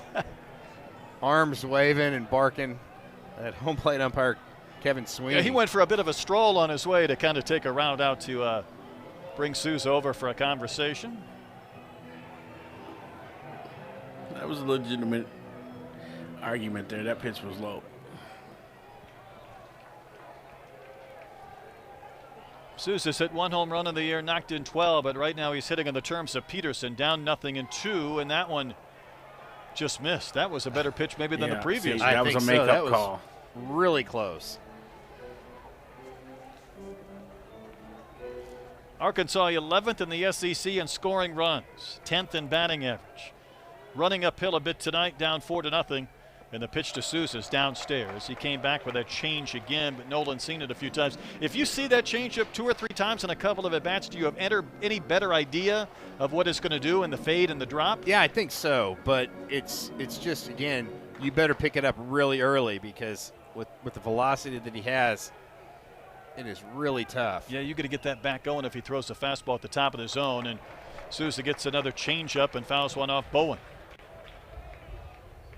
That one did not feel good for the Gator backstop.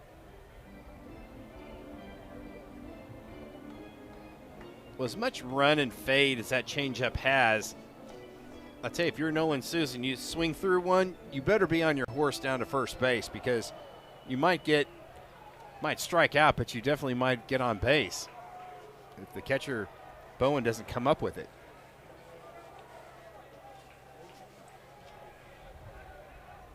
Two on, 2 out. 2-2 the count to Souza. He fouls another one back to the screen, and I'm not sure if there's any momentum at all kind of swinging in Nolan Souza's favor, but he's seen a few pitches now from Liam Peterson. He's definitely seen the kitchen sink from him. I think if I'm Peterson, I'd try to throw another one of those changeups down and away.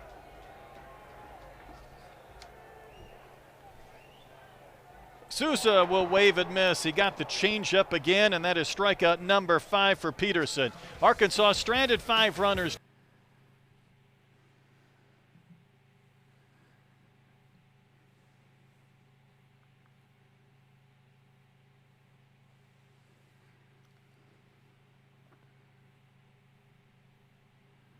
What's killing us is we are struggling mightily with the runners in scoring position. Seems like we can get on base, but we can't do nothing once we do. In the games that we're losing. That's the biggest struggle.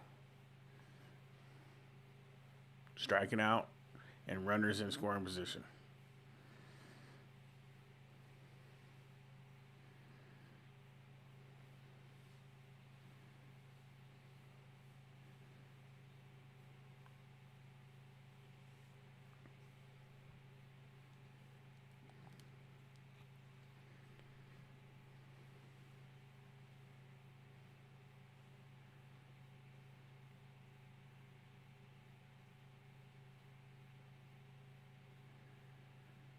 I agree 100%, Pacer.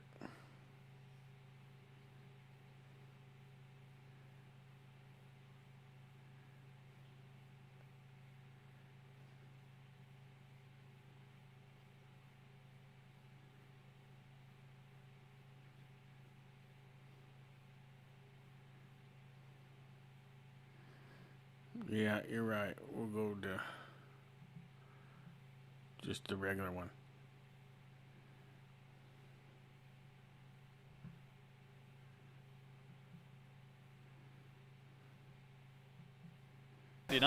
But Troy, there is Florida at number 8. Now I mentioned the Gators have one more win, one less loss than Arkansas. They're 8th in RPI. They're only one game behind Arkansas in the conference standings. Yeah, Sean, that's what Dave Van Horn said in his press conference today. Yeah, he it's said a little their bit of a problem head is scratcher. they're trying to go to the game instead of let the game come to them. Is definitely going to help that RPI. That's exactly what he was talking about. They've got instead of just moving the runners along and making contact, they're trying to hit the ball out of the teams, and they'd ballpark. love to get another one today, and they're on their way with a 4-0 lead batting in the 4th inning. Well, it sure helps getting a road win as well, too. Kyle Jones had a sacrifice fly back in the 2nd. Going to wave through that pitch from Gibbler. Gibbler had to come on and get the final couple of outs in that 2nd. Surrendered to Homer in the 3rd, and over 40 on his pitch count. We've seen these pitchers throw a lot of changeups and throw some really good ones as well. Softly fouled away. I would say with what Peterson has done with his arsenal of 2 or 3 different pitchers, what Gibbler and Gackel have tried to do, I think they understand the quality of hitters that they're facing tonight on the other side. Yeah, you just feel like your margin of error is pretty thin. You could see that Helfrich's pointing, he wants this ball in the dirt. 2-strike pitch. Chopped softly and fouled to 3rd, and Pompey glove it across the chalk.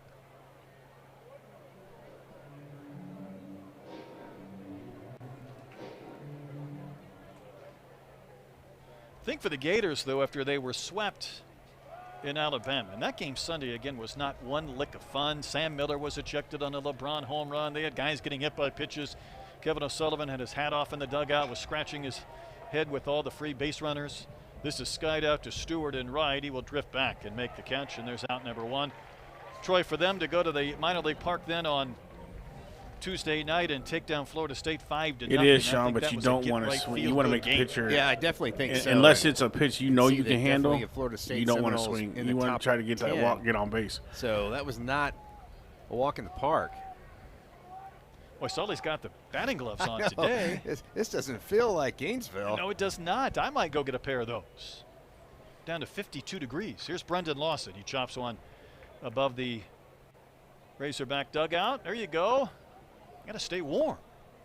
Are those his, or is he having to steal those from some batter? I hope he has his own pair. You're going to go places like Missouri and Kentucky and Fayetteville. You've got to be ready. Lawson takes one a little bit outside. Well, the game just doesn't go too fast for Lawson. A Toronto native. He's probably used to playing in the cold. Troy, it's an interesting stance. Watch how high his hands get above his helmet. Yeah, that's really crazy, and just how close together his feet are. That's something else, because at some point that foot's got to go forward, and his ability to keep his weight back with that front foot having to go forward is quite athletic. I'm working on a comp in my mind, and I'm not sure if it's Gavin Sheets. I'm looking at some of those left-handed hitters that have an upright stance as Gibbler misses down and out. But obviously, you got great hand-eye coordination when you can start that bat in the slot and then get that bat down in the slot in time and do the damage that he has done over the course of this year with 10 homers and 29 runs knocked in. Stood straight up. He has had a back issue that's forced him to come out of some games here as of late. And he will take ball 4. And Troy, a back, just like an oblique, that's not a lot of fun on a cold day, and it's not something that goes away quickly. Yeah, you wonder if he's got some like icy hot patches or something on that back to keep it loose. But he just looks so comfortable at the plate. Agreed. I mean, just about halfway to the plate, he already knows if that ball is going to be a ball or a strike, and you can just tell by his reactions pitch by pitch. Yeah, actually That's his a little bit 30th walk as Curlin bats. Helfrich will knock it down, and Helfrich has walked 31 times. You're talking about the 2 most patient hitters in the SEC that were at that plate in that most recent appearance. Curlin hit into the double play in the first when the Gators did not score and flew out in the 3rd inning before they tacked on another run, so he's not participated in the fun yet. Gibbler runs one a little bit up in the zone with a fastball. It's 2-0. I don't know. They're calling that for Liam. The Hogs defensively playing pretty straight away right here for Kurland. Whenever you go on the road in the SEC, and there's a handful of environments, and this is one. Lawson's going to run. The throw from Helfrich is going to be in time. It tailed a bit, but Souza was able to almost stand in the path of the base, catch it and slap a tag down on Lawson. Much better throw right there by Ryder Helfrich. Really good jump. Went on first movement. A little choppy with his first few steps. He was trying to slide to the inside part of the base. Just a really good throw. The count 2-1 to Kurland. So 2 outs, and that's a wave and a miss. I was saying, Troy, you just want to take the crowd out of the game, and I think for the most part the Gators have been able to do just that. Yeah, I think so, and I like the move and the aggressiveness by Florida right there. You've got a runner at first. You're trying to push another guy into scoring position. That's a ground ball back to the mound. Gibbler stuck his glove down, and the ball ended up inside of it. And he'll make the play. That wasn't a confident check. The ball was in the black glove. And the Gators send only 3 to the plate in the top of the 4th inning.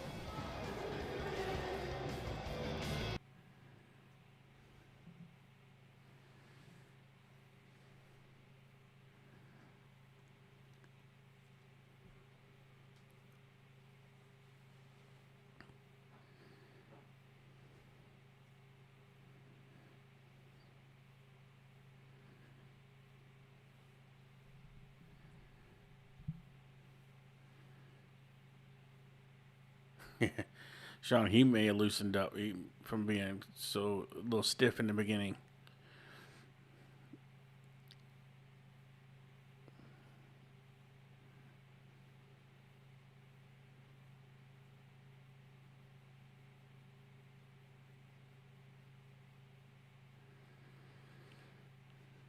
Yeah, Dennis, that's good old AI for you.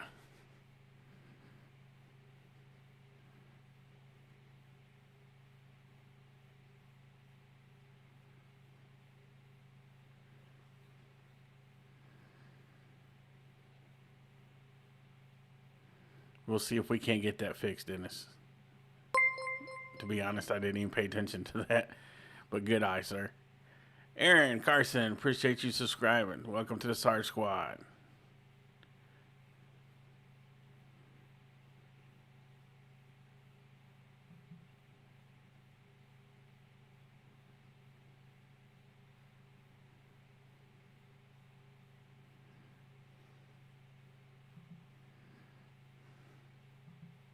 Peterson, he is really mixing things up. The curveball's been outstanding. The changeup has been absolutely dynamite. And then, oh yeah, he can throw 98, 99 miles an hour as well, too. Yeah, he has really been effective. You see the numbers. He has walked 4, and Micah New will take a strike. Micah has the lone Arkansas hit against him. He doubled to the left field side in the 2nd inning, but Arkansas did not move him. If it's televised, Dustin, yes, we will be live during the spring game. Changeup. Again, Liam Peterson went 5 1/3 innings against Kennesaw State, 1 hit, no runs. 5 innings, 1 hit, couple of runs against High Point. 6 innings, 1 hit, no runs against South Carolina. Did not get the result he wanted last week at Alabama. But Arkansas faced him a year ago in Gainesville. And Troy did give up 5 hits and 3 runs in 6 innings. But how about 13 strikeouts against a couple of walks against the Razorbacks in Florida? Well, that was the Razorback team that had tremendous pop. How you doing, buddy? In 4 first-rounders, so that just tells you how good he can be. But he's working on 18 strikeouts against the Razorbacks in a start and a half over the last couple of years. Micah New will roll one foul outside of third base. And this SEC is loaded as far as pitchers. Gackle has been near the top of that list. Ryan McPherson, I believe, of Mississippi State, is unavailable with a health issue this weekend. We saw him a couple of Fridays ago, and New made up his mind really late on that swing before he'd fouled it away. Well, he almost took that one out of the mid of Bowen. I would say so. It's kind of one of those excuse me foul balls. That thing's still rattling around. It's like a pinball. A year ago, though, Peterson had 96 strikeouts in less than 70 innings. So there's no doubt it was there. He was part of the USA Baseball Collegiate National Team, the same one that Gackle, Gibbler, and Helfrich were on. It's a pretty talented team there. Count's gone full to Micah New. Here's a payoff pitch. That's outside. That's ball 4. For all the praises we've sung, though, Troy, that is 5 walks that Arkansas has been able to accept from Peterson. It's the one thing I think that's given them a chance with some base runners to maybe get one swing and do some damage. Yeah, I think so. And tonight's one of those nights that the ball's really going to fly out of the yard here at Baum Appreciate Walker. you being so, a part of the just one mistake show should really today. tighten this game up a little bit. One thing that Carter Rutenbar has showed us in his freshman campaign is maybe the calm of with the playing in these games as a true freshman.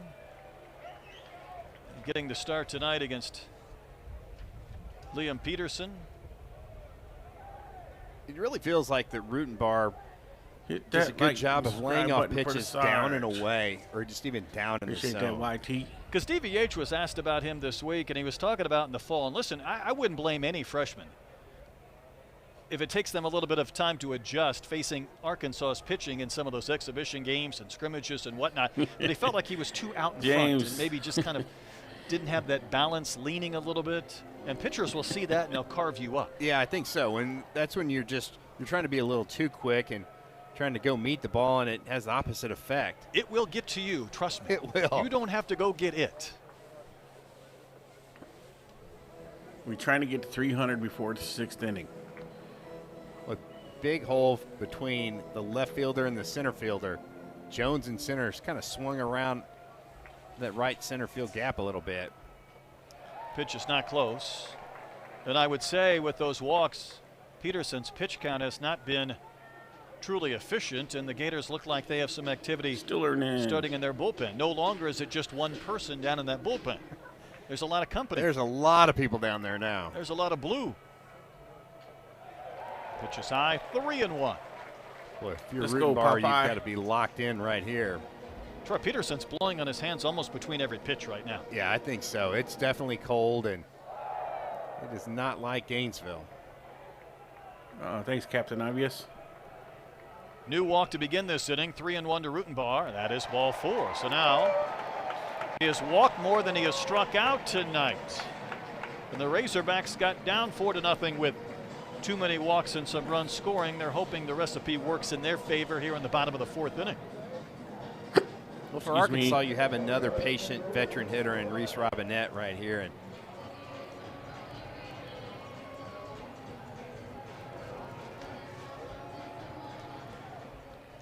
come on, Big Country. You need to do Reese has something primarily here. played first this year. We've seen him at third a little bit. I think Arkansas is waiting for that bat to kind of really get rolling. Batting 8th in the lineup tonight. He's going to be batting One from homer, the bench 12 if we knocked don't get in. going. Peterson's pitch. There's that fastball at the top of the zone. Maybe not quite the spin he had earlier, but he gets the wave and a miss. Ashton, we don't ride in that 3rd lane. like the aggressiveness from Robinette when he got the opportunity to try to hit a fastball. G-Money, what's good, I might man? see some change-ups. Gets another fastball, and it's 0-2. If you're Peterson, I don't know if pitchers think about getting 5 innings to get the win. I would. I'm probably. Sure. I would think, let me get through 5. I've only given up 1 hit. Well, that pitch counts over 80. He's still got some work to do. Trying to finish off Robinette, but he misses. Floated the breaking ball a little bit up and out. I like that pitch, though. It's off the plate, but competitive. Agreed. Arkansas has hit 39 homers this season. That's tied for 6th most in the league. They've made some hay in some of these midweek games. All he's got is that changeup. But regardless, they did have curveball. 6 last Friday night in a 22-run outburst in South Carolina. Yeah, that'll help your numbers a little bit. 2-2. That one's lifted in the air to center. Jones retreating, Let's still go, going. let's The go. wind's pushing this Oh, ball he away caught from it. him, but he makes the catch at the 400-foot sign. Jones stayed with it, and he had just enough room to haul it in. Otherwise, that was going to put 3 on the board. Come on, Big Country. You got to hit it to the biggest part of the What a great ballpark. play by Jones in center field. He just continued to float back, and I'm not really sure if his other outfielders were close enough to really help him with the distance, but Look at the ground he had to cover. yeah, he went a long ways and right at the crease. That's just a great job. Beautiful extension. I saw something fall and it was his hat. Now, he made a great catch against the high chain link fence in left center Sunday in Alabama. Jumped up, robbed an extra base hit on the high wall. He probably had another couple of feet to work with there, but even if that ball hits off the fence and kicks away, Arkansas is looking at a big inning. 85 pitches for Liam No, Jeff, Peterson. the wind's actually blowing out. Sully's going to leave him in to face T.J. Pompey. One thing on that play, Mike Anu did tag and go to third base.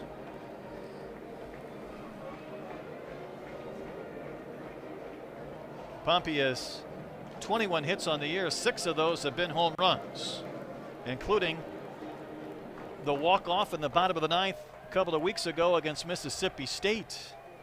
When he didn't start the game, came on for defensive purposes, got 1 AB, and homered to win the game.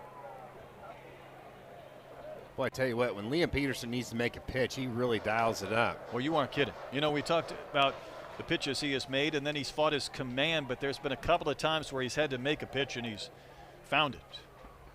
And he jumps ahead of Pompey, 0-2 with the breaking ball. I mean, those are amazing pitches. Yeah, and a lot I of know, times as a pitcher, you try to overthrow that pitch, and I guess we it should just change it hangs to maybe and Little spins, Country. but those have had some tremendous bite. And he'll get Pompey to wave Come and on, miss. Pompey. You ain't And been after doing the that quick all mound visit, that in was a a while. 3-pitch strikeout, and there's 2 gone. Arkansas 2 runners on base with 1 out in the first, a leadoff double in the second. A couple of runners on in the third. They got their first 2 runners on in the fourth, but they have not been able to push across a run against this right-hander. We've had almost 2 runners on in every inning and can't get them in. Kind of old school, like bow in your neck right there. I would say so. Just get really tough when it's time to really pump some strikes in there. That's just a great job, and just getting ahead of these hitters. It's that slider that he's leaning on right now against those right-handers. Agreed. We've seen a lot of change-ups against the lefties and a few to righties. And then that breaking ball. Trying to do too much, Richard. And Troy's not afraid to work in with that pitch either to those right-handed hitters. Well, it's really like a big 12-6 breaking ball, so it doesn't have a lot of side-to-side or horizontal movement. Just at the top of the strike zone, the bottom just falls out of it. 5 straight strikes. How about 6 straight strikes? He got Pompey swinging. He gets Ruiz looking. Arkansas stranded 7 runners through 4 innings. And You can't win games when you leave 7 runners on in 4 innings. That's almost even hard to do.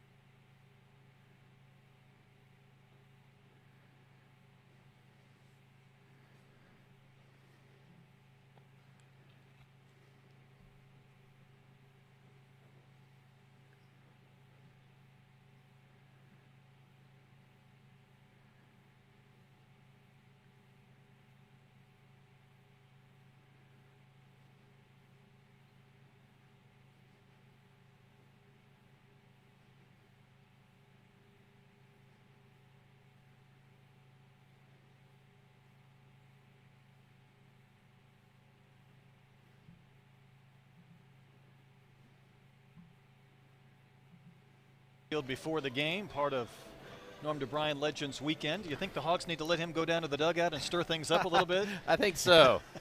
Get a little fire. Get Storm and Norman down in the dugout. Appreciate you Yeah, subscribing, he becoming a member of the definitely SAR Squad.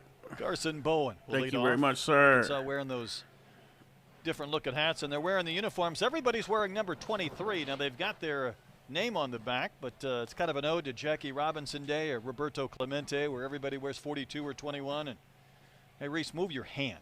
Show us the number. Everybody's wearing 23 with the gold numbers. There you go. I like those jerseys. Those are awesome. Pretty sharp. Tell you what, if you were a basketball team and you retired number 23, there'd be an I think so. uprising. They would say, wait a minute, everybody wants to wear that one. Two-strike pitch, a chop at a third. Pompey can't glove it. He got caught between hops. It'll stay fair and kick away, and Carson Bowen is on to begin the fifth, and you can almost kind of see that one coming. Yeah, no, I think that's about the only way that Pompey can try to make that play. I'm wondering with the catcher running whether he just gets a little more defensive and plays the big bounce. Waits for it instead of coming to get it. Yeah, that's one of those tough decisions. And usually as an infielder, if you're going to err one way, err on being aggressive.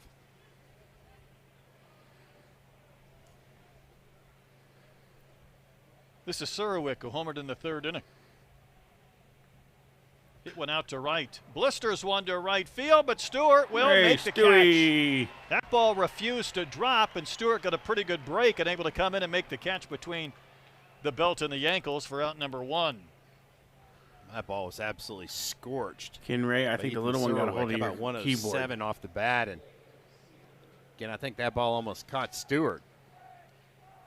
Troy, are those jerseys from your era? That's before me. That's even before you? Oh, yeah. Boy, those things are old. They're really old. Blake Sear has a couple of base hits. Pitch is knocked down by Helfrich. I guess Norm said he designed the A. I don't know for sure, Greg, first but I game wouldn't bet against you on that. But then he We've liked left the a old lot of English runners A a on little bit base. better, and they made that switch. But I think they're auctioning these jerseys off after the game, and the proceeds will benefit the Razorbacks Foundation. Here's So a I got question few, for you guys in the chat. thoughts that If Aloy is gonna be in right field, pretty does he good make bidding that for catch? them. Sear takes a strike. Why don't you get that credit card out, Troy? Yeah, just let it roll. How big is the limit? There's a few people in this building, I think, that can outbid me by quite a You might quite a be bit. right. 1 on, 1 out, 1 ball, 1 strike, and Gibbler misses in to Sear, and the count 2-1. Gators got 3 runs on 1 hit in the second. Surowick homered in the third, and that's where we have remained since. Sear from Windermere, Florida. Started 57 games a year ago. Brett, I think if you're an Arkansas fan, you're just trying to keep this lead at 4, and then figure out a way to get Liam Peterson out of this ball game. Yeah, I think that's a. And you feel like he might be able to scratch a few runs across. Not a bad plan. Sear on the 2-2 will rip and miss. Good pitch, Gibbler. Cole Gibbler has now struck out 3. He's trying to work around that infield single from Yeah, that's Bowen what to I begin was the thinking, frame. Sean. Now there's 2 gone for Cash Strayer. Sear did not get cheated on those for sure. Well, he took some healthy swings, didn't he?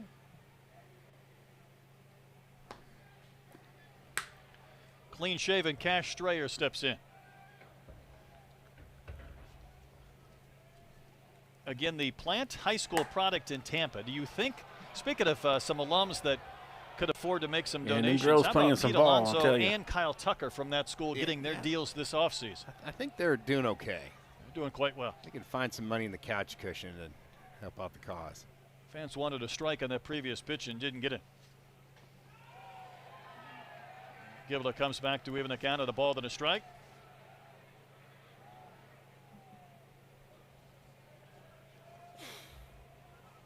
The Polar Bear and King Tuck. Gibbler at 66 on the pitch count. Troy, might this be his last inning, or might you push him a little bit further? We've talked about him flirting with having starter-type stuff, but the experience to come on in relief. I think you push him another inning All right. if he can get through this one. I see you working. 2-1 from Gibbler. cut on a missed. Again, Strayer didn't get cheated on that swing either.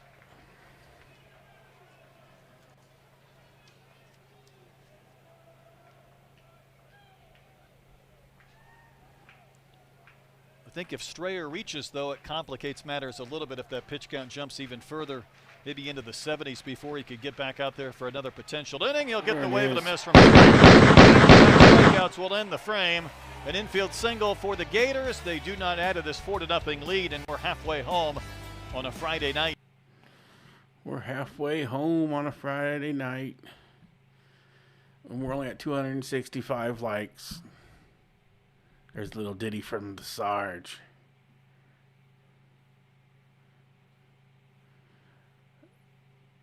Yes, it did, and I showed it.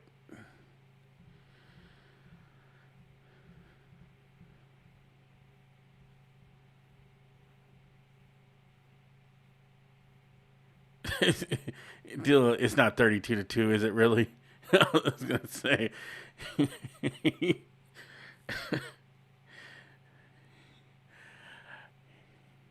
You almost had me, Dill. Almost had me.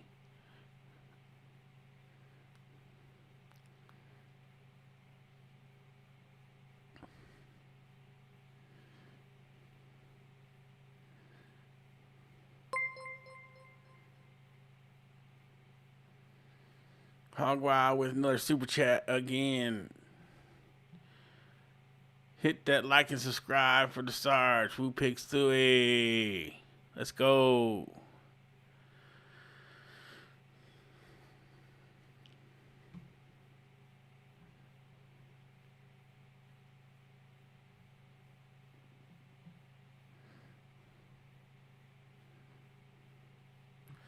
Appreciate that, YT. Ashton says, oh, Deja just become a member. Appreciate that. Deja, you're a legend. Good. Sir.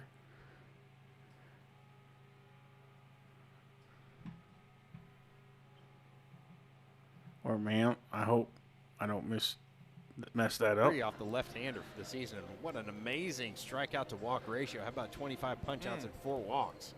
For the Utah native. At Northwest Nazarene, he was the D2 Baseball Pitcher of the Year. First team D2 All-American. He went 13-0 and 16 starts, Troy. Opponents hit 164 against him and more than 100 strikeouts. New pitcher. Now it's time to go to work. 94 and 2/3 innings.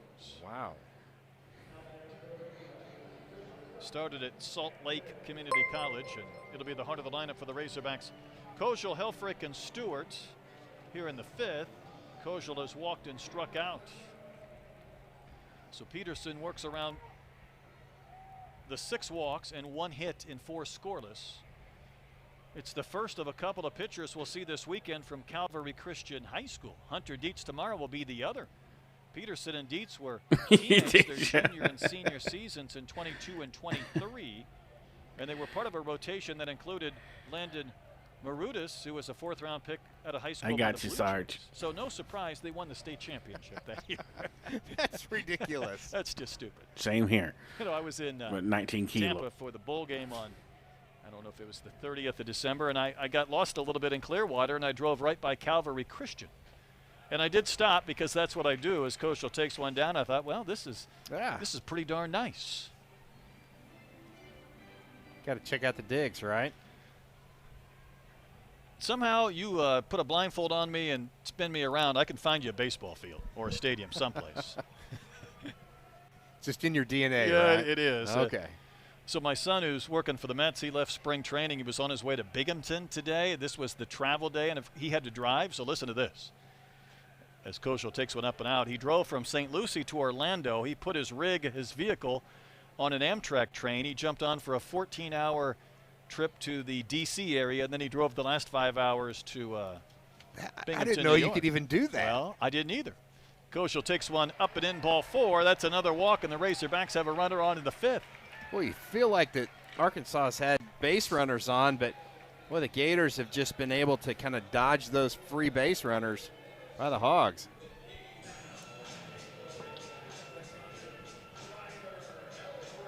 does feel like until Arkansas makes the Gators pay for any of these, then working around the parameters of the zone isn't necessarily a bad idea. They've gotten a few swings out of the zone and definitely have gotten some help, haven't they? Navigated around some base runners. Again, 7 left on for the Razorbacks tonight. Here's Helfrich and takes a strike over the inside corner. Helfrich has walked twice. That's what he does. I think you pointed out, though, in that 3rd inning, I mean, he had a big league plate appearance against Peterson to work that walk. And you try not to get too carried away on just taking a walk, but you're talking about 2 guys who could easily play in the big leagues for a long time, and Ryder wasn't going to give in. You've seen Helfrich started the season with a little bit of a closed stance and went a little bit more of an open stance, and now he's closed again, and I think it seems like he's had much better contact and almost seeing the baseball better with that closed front foot. He's going to lift one in the air to right center field.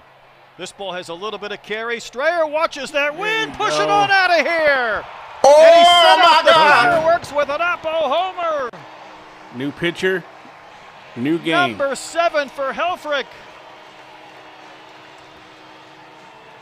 And an exit angle of 36 degrees let Mother Nature and the wind blow that ball right on out of the reach of Strayer, in Arkansas, with one swing, cuts this deficit in half. Boy, that's a really big walk that Camden Kojal had right there. And again, we talked about what little wind there is tonight is blowing out to right field, and an absolute moonshot. Not a bad pitch. But watch Strayer, Troy. It looks like he's going to go get this, and at some point, as he's going to his right, he just turns and goes straight back, and then I think Ryder must have sat on the firework plunger, because the minute that ball landed over the fence, we have pyrotechnics blowing into the northwest Arkansas sky. I think you definitely called it. Got a little help from Mother Nature on that one. I think he'll take it. Stewart doesn't care for that strike call, and Nate Thompson is out on the warning track with a frustrated countenance. Stewart's going to swing so hard the helmet came right off those locks for strike 2. Well, we're just talking about Arkansas maybe getting one swing with a free base runner, and Helfrich did just that. There's nobody out this inning. There's a ground ball to Kurland, who makes the play. And Stewart retired. Troy, it was the 5th inning Tuesday. Arkansas was down 2-0. And they scored 10 runs before an out was recorded in that crazy frame. Yeah, that was one of those innings that you just very inconsistent. Really, it felt like a video game. There was just all kinds of nonsense. I think UCA had 5 walks in that inning, and Arkansas definitely made them pay. Kochel had 2 hits alone in that frame. One gone for Souza. He's 0 for 2. Arkansas has had 2 hits tonight despite those base runners, but they're back in it in the bottom of the 5th. Again, if that was a solo shot, if you're in Florida, you really don't feel like that's too big of a swing. But with that walk, it just was so much bigger.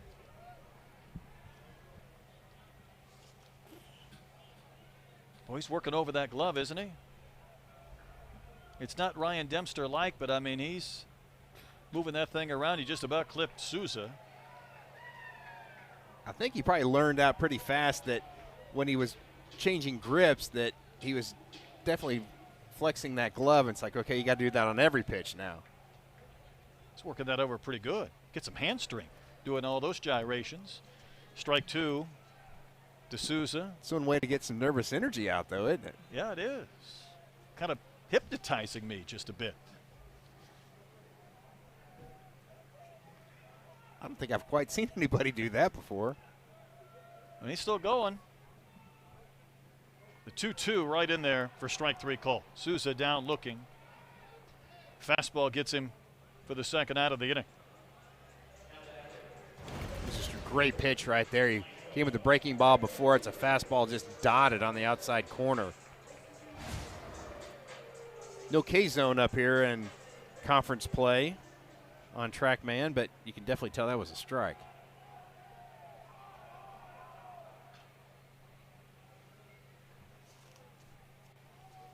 Mike Anu's been on base a couple of times, a double and a walk. Wondering how his uncles and father are doing in the hog pen. I think they're into the Friday night debauchery out there once the light goes They go down and. I think so. I don't see the flag flying yet. The Australian flag, which has been rolling in recent weeks, calm for the time being. It would change if he launches one out of here, but new down in the count, 0-2. He had a 2-homer game with his sister, the rugby player, in attendance last Friday in Columbia. Came down from Charlotte. 2-strike pitch, fouled at the plate. Tell you what, this is a really good job by Lugo Conchola to bounce back after giving up the home run. He got the strikeout looking by Nolan Souza, gets ahead 0-2. A lot of times coaches want to see, like, how are you going to respond when through adversity? That's a really good job. 2-strike pitch in there again for strike 3 called. So after the walk and a homer, soft ground out, strikeout, ends the 5th. But Troy, Arkansas got 2 on 1.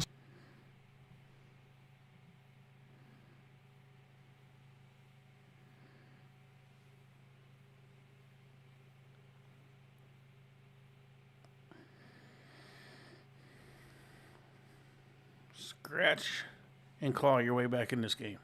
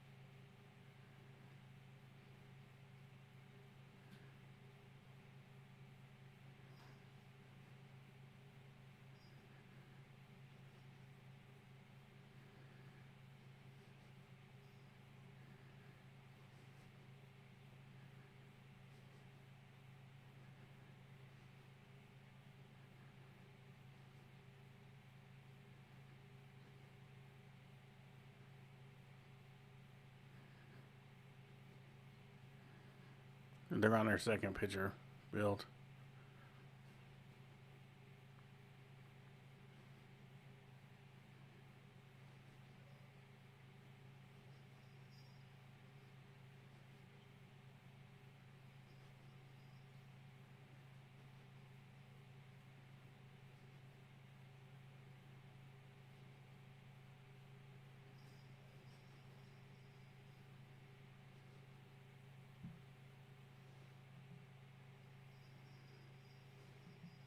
Got that beard working. He doesn't need any earmuffs. Meanwhile, we're on to the 6th inning. Cole Stanford will bat. 8-9-1. Well, there's an Arkansas dugout that is not happy with the strike zone of Kevin Sweeney tonight. And they've been demonstratively unhappy. And Stanford looks at a strike. I think barking would be an understatement.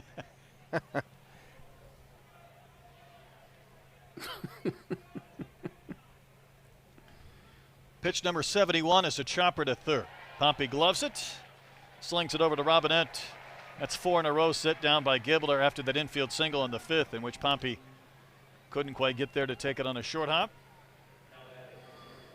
Really, since that home run from Surowick, the Gators have had just 2 hits, and one of those was that infield base hit. Yeah, I think so. And you just feel like, kind of like I said, if Arkansas can just keep the Gators at bay and they got the change pitcher, and I think the bad thing for Liam Peterson is he threw too many pitches. He threw way too many. Yeah, to be able to try to extend him this early in the season, and on a really cold night as well, too. I think that's a good decision by Kevin O'Sullivan. Schwartz is 0 for 1. He walked with the bases loaded in the 2nd. No shortage of Schwartzes in Gainesville over the last several years. Older brother J.J. holds the Florida freshman record with 18 home runs, a 2-time All-American, a 4-year starter. His older sister Taylor was a 2-time national champion and a 4-year starter for the softball team. Exactly, so even though Colton is a freshman, he's just starting his journey. He's got some shoes to fill. He's got to show the pop to try to catch up with JJ. He could leave the yard in a hurry. I mean, he had 18 homers as a freshman. Your sister wins a couple of national champions. Got national championships. I just remember the really blonde hair by JJ. The number 49 is the same number that the sister wore. That's a little bit in from Gibbler, so paying homage to her. And Cole just missed in the count of ball and 2 strikes. You can see the thumbs up from Helfrich. Anytime you see a catcher give a pitcher thumbs up on 0-2, you know that's not a strike. You see he wants this one down. So do not hang it. Well, he didn't do that. Arkansas has had some activity off and on. Again, Gackel went an inning and a third tonight, so a short outing. Gibbler has been in there since, trying to get it through 6. We've seen McGuire up throwing earlier in the bullpen. To get to 300 before the 6th inning's over. Gibbler's 2-2, and Ryder didn't catch it cleanly. And the count has gone full. Can't quite make out who's down there in the pen. I believe it's Steele Eaves. Yep. Indeed it is.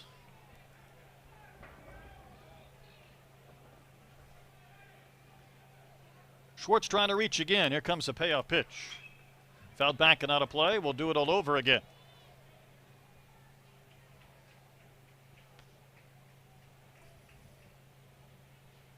We have gone through a lot of baseballs tonight. I don't think I've ever seen more baseballs thrown over to the dugout. I bet we're up to like 20. I mean, it's a cold night by late March standards. We played in certainly colder temperatures, 51 degrees at game time, but maybe the field doesn't seem just right. There's a chopper up the middle. Kojal will glide to his left, throw on the run, set himself to make that throw to retire Schwartz. 2 gone in the 6th inning. It's a really nice play by Camden Kojal. He didn't rush it. Had to go a long ways, got it on the big hop. And you see these infielders for both schools really work on their off-balance throws. And and then also like throwing from different arm slots and in different positions. And I think that really helps. Back to the top of the lineup for Kyle Jones. What did Kojal tell us a couple of weeks ago before that state series? Hey, it's just fielding a ground ball and throwing. Just be a ball player. Don't overcomplicate it. He played short the fall of his freshman year at Vandy, then moved to second base. Fouled back and out of play by Jones. You feel like if Gibbler can get this out right here, it's going to kind of carry a little more momentum into that Razorback dugout after scoring 2 and then throwing up a goose egg. Gibbler has a confidence that exudes from him, kind of a composure. He settled this game down for Arkansas. The 2-strike pitch. He gets the wave and a Troy, probably his last batter, and he finished with 3 scoreless innings. Yeah, really good changeup by Cole Gibbler right there, and you can see he's fired up. He's done exactly what DVH and Matt Hobbs wanted to do, come in and just hold the Gators at bay.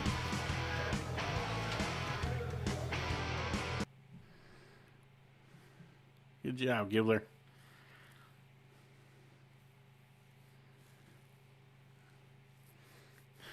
Yeah, definitely. Number 23 needs to step up.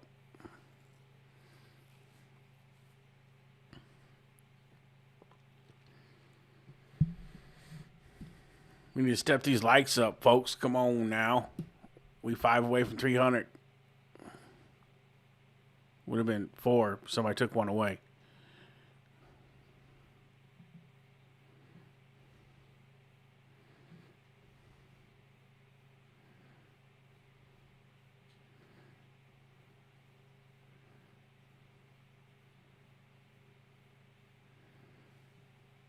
Three away.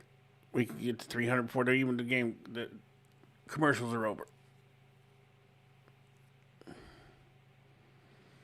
You can do it. I got faith. Whoop, there it is. One more. Who's going to be that one person to do it? There it is. Thank you to the one person that got us over 300. You guys have met in both challenges in the game so far, so excellent job, everybody.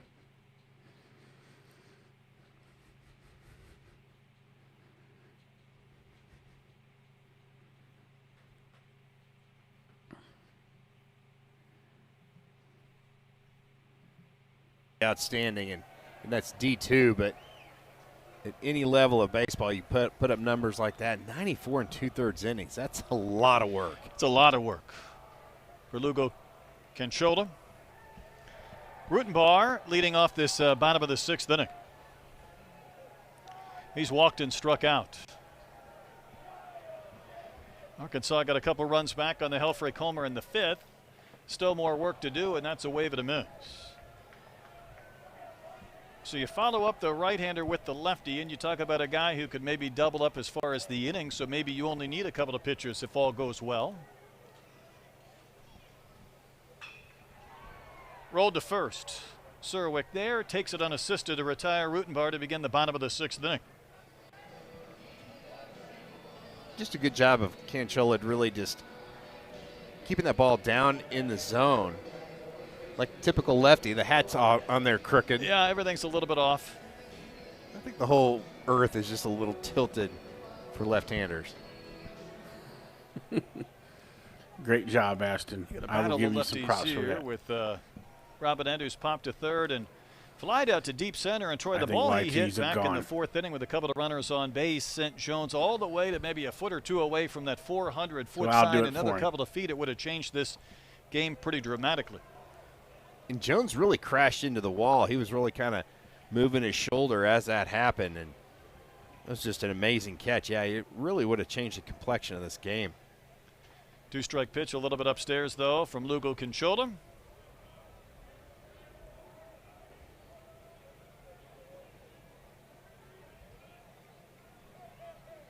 Did Reese offer? He did. Come on, Reese. That's a strikeout, and that is now 5 in a row sent down by the lefty since the homer from Helfrich. Well, again, we talked about him bouncing back after giving up that home run, and that's a really good breaking ball. That didn't have any arc in it at all. That was just started going down the second it left his hand. Think about this kid, though, at Salt Lake Community College, then played at University of Utah before he went to Northwest Nazarene, now on to Florida. So he has found his way to his 4th school.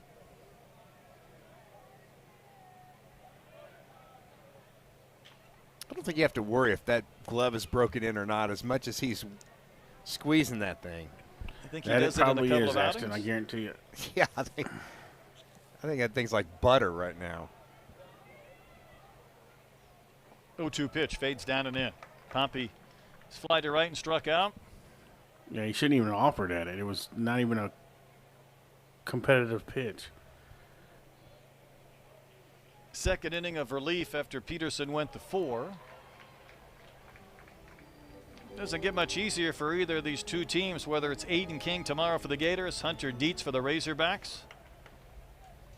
That's like a Friday night matchup on Saturday. It is. It's just like doing it all over again. Pompey will wave and miss. That was a 1-2-3 inning with a couple of strikeouts. Sends this game to the 7th. Gators still up by a pair in this series. Pompey back to doing Pompey things.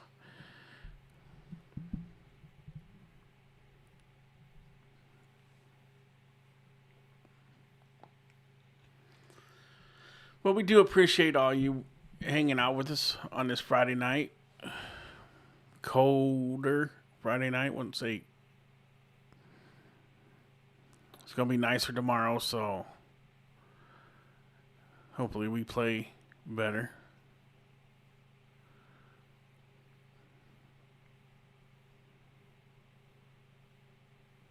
Ashton, yeah, I agree. You could literally throw them breaking balls nonstop, and they would swing at it and get them out right now, for sure anyway. You're doing them a favor if you throw them a fastball.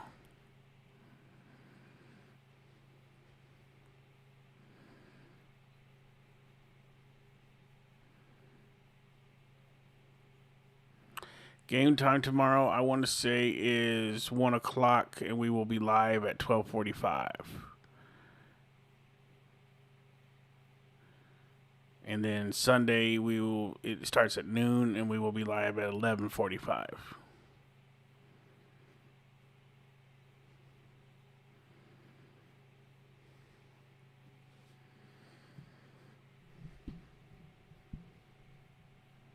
Ooh, that sounds good, Sean.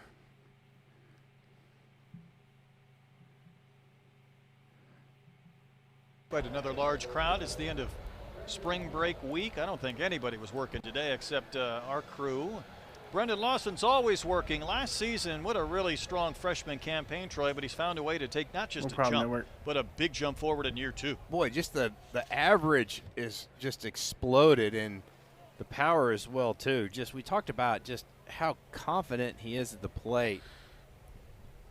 He's walked and been hit by a pitch and struck out today. I mean, there's a reason why there's a lot of people looking ahead of the 2027 draft could see him in the top 10 picks.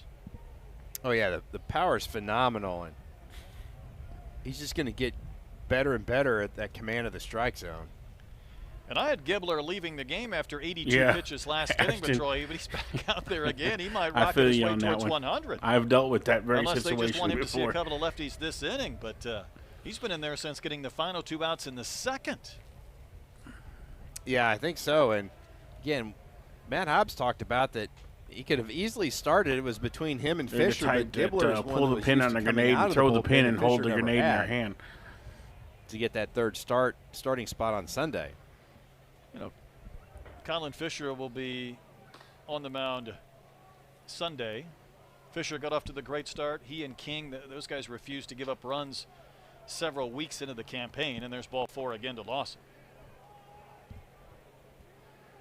And there we have our answer. It was to face Lawson, and that will do it for Gibbler. So 86 pitches after Gackle went 46. He calmed this game down a bit for Arkansas. He'll leave with a runner on base in the 7th. We'll come back with a new pitcher right after this.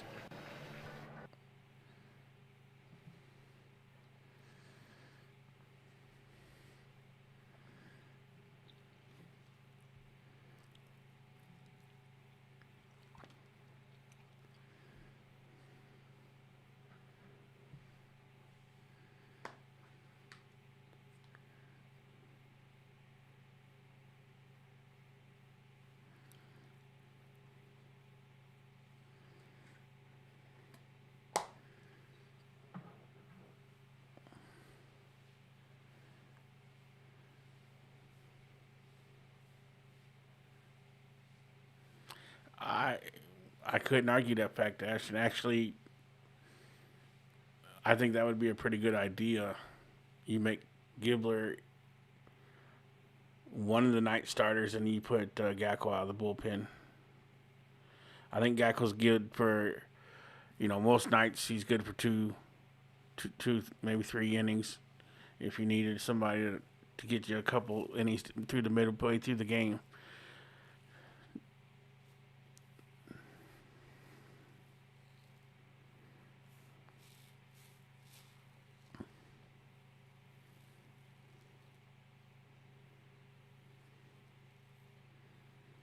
Yeah.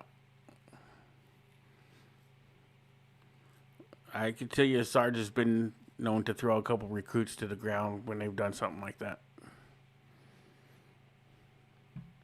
For their safety and mine. From the high school, and he's a guy that's just in that circle of trust for Dave Van Horn, a guy that really throws a lot of strikes. You can see the strikeout to walk ratio is just off the charts. Again, he'll throw the fastball around 92, 94 miles an hour. It's got some run and sink to it, so when he's on, you're going to see a lot of ground balls out of the right arm of Steele Eves. He inherits a base runner in the 3, 4, and 5 spots in this lineup. This is Cade Curlin. Gators led 3-0 after a couple of innings, 4-0 after the top of the 3rd. Sitting right next to Aloy. A 2-run homer from Helfrich in the 5th for Arkansas, their lone tallies tonight.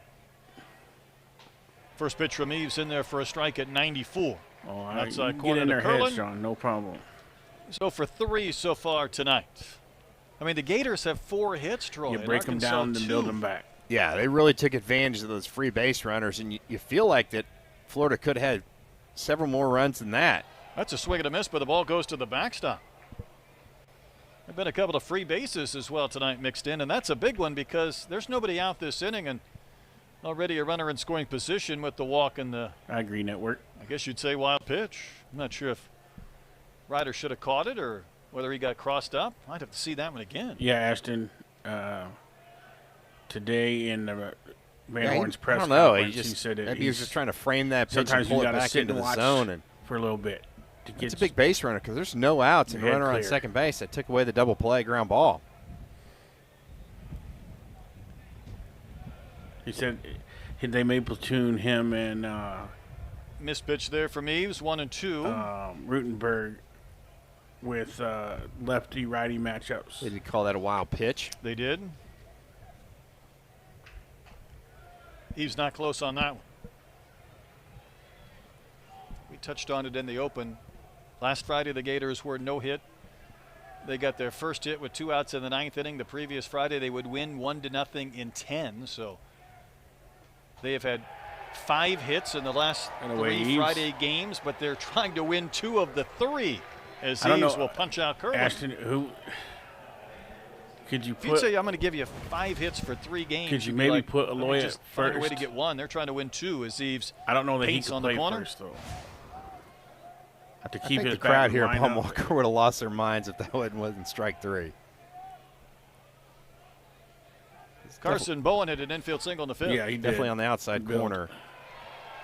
You can see Eves starting to get a little bit of momentum here. Might see if Carson Bowen doesn't try to slow him down just a little bit. No, he's back in the box. He's ready to go. I'm not mad at anybody, Daniel. You can say whatever you Still want. working quickly. Runs one up and out. Yeah, DH Aloy, yeah. That would work too. Missed with that curve. Put Lawson did not DH advance Aloy after and then the put wild pitch. And Eves right back ahead in the Rittenbar count, on 1-2. first, and then sit Reese. Bowen not too happy with that outside strike. Just got to find a combination in this lineup of guys that are hitting the ball. For your is what Eves, we you need. go with that same fastball. We just a can't have little off dead the spots plate. in the I was thinking lineup. the same thing. See how wrong we might be. We yanked that one a little bit at 95.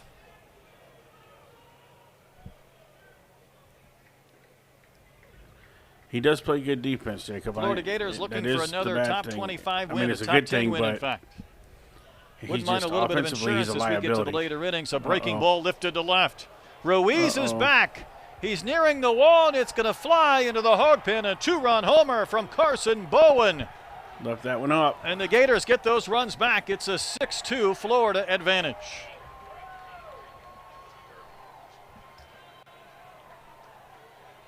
Home run number 3 for Bowen, and that flied 390 feet into the pen, and then it landed back on the field, but that's a happy bunch of Gators. Man, what a huge swing by Carson Bowen right here. That is a hanging breaking ball right out That's what over the happens plate. to And that. you can't let a guy that's that strong get his arms extended, and just drove that one, and no doubter, over the left field fence. That's courtesy of Second home run cold tonight night for the right Gators. there. You've seen that from Surwick Florida out of the pitchers other as he bats also. again. He went oppo into the But the problem is upper we're ledge of not the making building them in the pay. third inning. We're swinging and missing.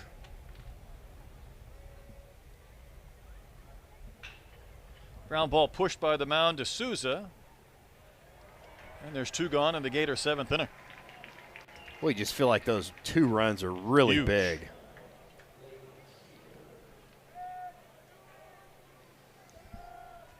Arkansas has been running uphill since that 2nd inning.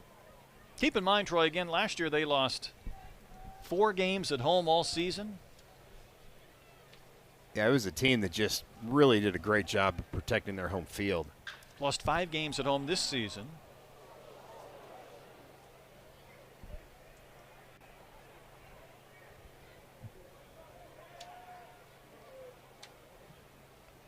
Yeah, I mean that's the approach you need, Jeff, for sure. Quiet dugout right now in the 7th. But I don't think our coaching staff is doing Lined that. off the glove of Poppy, and it'll continue down the line and left. Retrieved by Ruiz.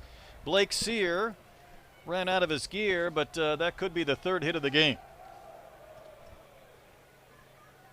for the Gators left fielder. Boy, that ball was Yeah, I mean, absolutely Sean, I scorched. understand that, but what I'm saying is It's a great job When- by when Sear, a- just getting the barrel head out. when the opposing team's pitcher throws you a hanging Thought breaking Pompey ball, had a chance to and you catch just that swing and ball. miss to it. it that gave him some You know, fits. that's- It was hit 97, That's not but good.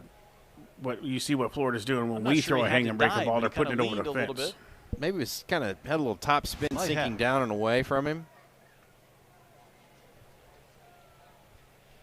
Tell you one thing, as much as Arkansas didn't want to see the Gators score a couple of runs in the 7th, they really don't want to see them score anymore. Yeah, you can't really get farther down than 4.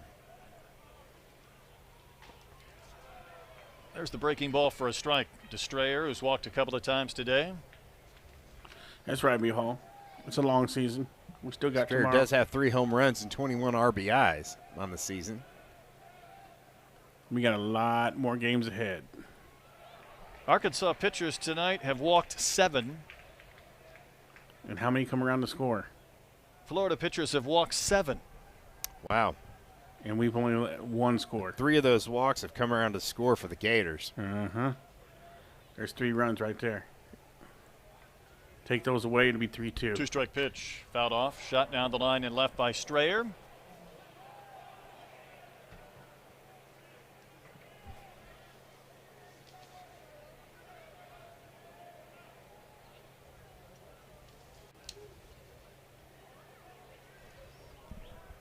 It's going to be interesting to follow Strayer going forward. Maybe making a jump next year between years 1 and 2. We talked about Lawson when he led off this inning and what he did with a good freshman campaign. Then you build on it, summer ball, fall ball, and you come back in that sophomore year really looking to do some damage. Well, I think so. And then you just get that many more at-bats underneath your belt, and then just the physicalness you can have of just with these strength and conditioning coaches are so good at the collegiate level. And you're talking about a couple of programs where the expectation is Omaha almost every single season. And when that's the case, it's not easy as a freshman to step on the field and make an impact. And we talked about Sully in his previous 18 years, 9 College World Series appearances. And if you go back during that span since 08, Florida's been to Omaha 9 times. Then it's Arkansas, LSU, and Virginia 7. So these programs, as much as anybody in the country, expect to be in Nebraska in June. And that's ball 4, so that's walk number 8. It's a great job by a freshman, Cash Strayer, to really work that count, not get too jumpy in the box, especially getting down in the count early.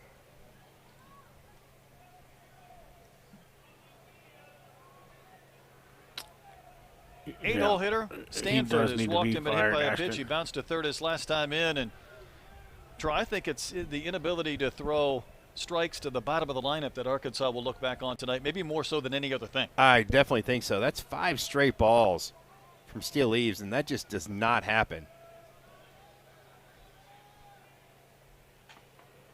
Make it 6. Yeah, that, boy, they'd be chanting in College Station right about now.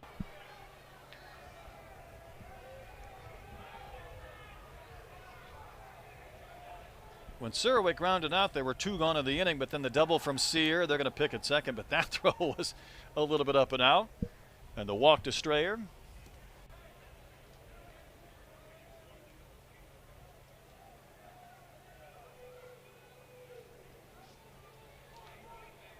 East trying to end this 7th inning.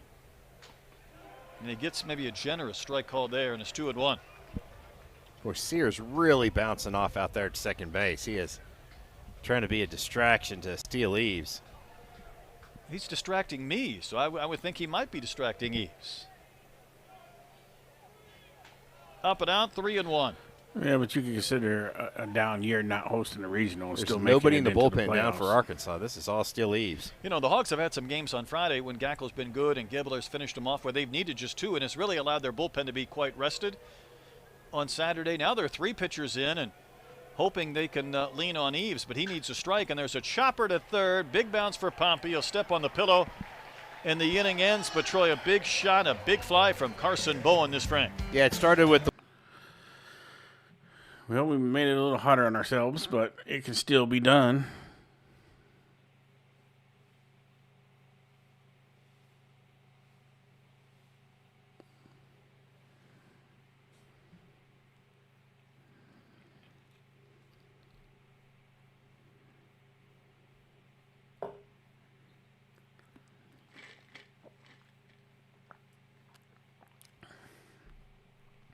Yeah, you just never know when guys are going to figure it out, the switch is going to flip, and as things start coming together.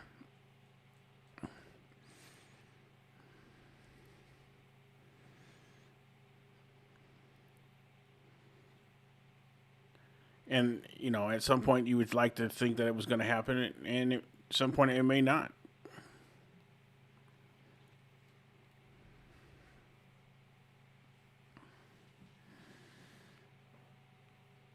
But I mean, we're just beginning our third SEC series, so we swept we won the series with Mississippi, South Carolina.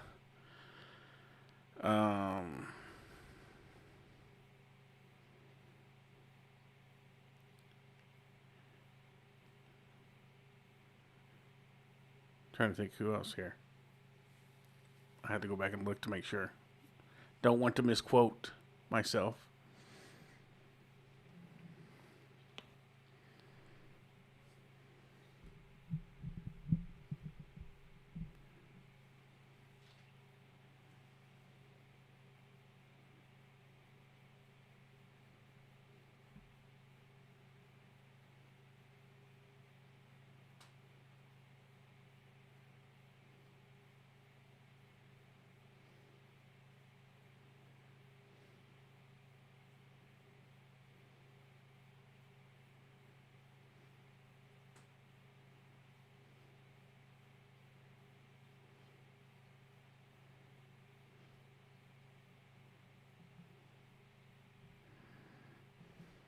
In the WBC, but that was the only win Arkansas has seen Florida take from them in the last 6 games at Baum Walker. But the Gators leading tonight, Arkansas batting in the bottom of the 7th, and Sully's gone to the bullpen again. Yeah, Cooper Walls, the right-hander, 6'5", 225.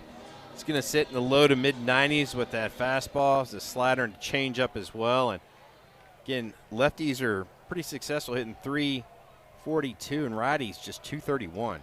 Ruiz, Kojal, and Helfrich, after Lugo Canchola went a couple of innings and retired the last 6 that he faced. Didn't get a chance to work in a note from our friend Nick Belmonte back in Florida, but he said it was Tampa, University of Tampa coach Joe Urso that gave a ringing endorsement of Lugo Canchola to Sully after Tampa faced him in the D2 World Series. Oh, wow. So it helps to have some friends, doesn't it, that can evaluate talent? Ruiz will look at a strike at 94 in the gun. And if the Gators win tonight, if they finish out this contest, this all-time series will be tied at 39 apiece. You can't get much more even than that. Yeah, that's really, really good. And again, Arkansas just kind of had the Gators number, but well, they did not. We're not able to figure out Liam Peterson, and the Gators just have so much depth on the mound. It's pretty ridiculous. And Ruiz will wave and miss. So the 16-game reach base streak from Damian Ruiz is in jeopardy as he Ks to begin the bottom of the 7th inning. And that is 7 Razorbacks in a row that have been set down. And just a dandy slider right there. I mean, that is just filthy. Almost 2,500 on the spin rate. Well, I tell you what, if you like the analytics and you like the spin and you like the metrics, this Florida staff will give you a lot to digest. We talked about it, that left-hander's hitting 342 against the right-hander. 2-0 to Kojal, facing Walls, who last year was the Big West Freshman of the Year in Hawaii for the Rainbow Warriors. Anything that breaks right now. I guess if you're going to transfer from Hawaii, Florida would be a good place to go. I mean, that's some mileage right there. Stay warm. Kojal fouls one back and out of play. I was talking about my kid trying to get from St. Lucie to Binghamton today with Amtrak and everything else, but you got some gear. You got to get it from Honolulu to Gainesville. Arkansas needs base runners. Kojal waits on a 2-2, and that almost got him. It came in and missed, and the count has gone full.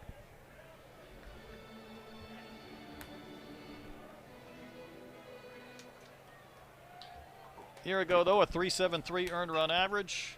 That one pushed to the shift. Play will be made. Will it? Nice scoop at first by Searwick. Tell you what, Troy, he had to take a bounce that wasn't a true one, and Ethan was able to scoop it to get that important second out. That was a great pick over there at first base. Had to have a long stretch, and That was the ball that Cyclone Schwartz- Booth. Was that Schwartz or Lawson that That's short the armed that best one a little bit? statement in the chat all night long. I think it was Schwartz. Here's Helfrich. It was.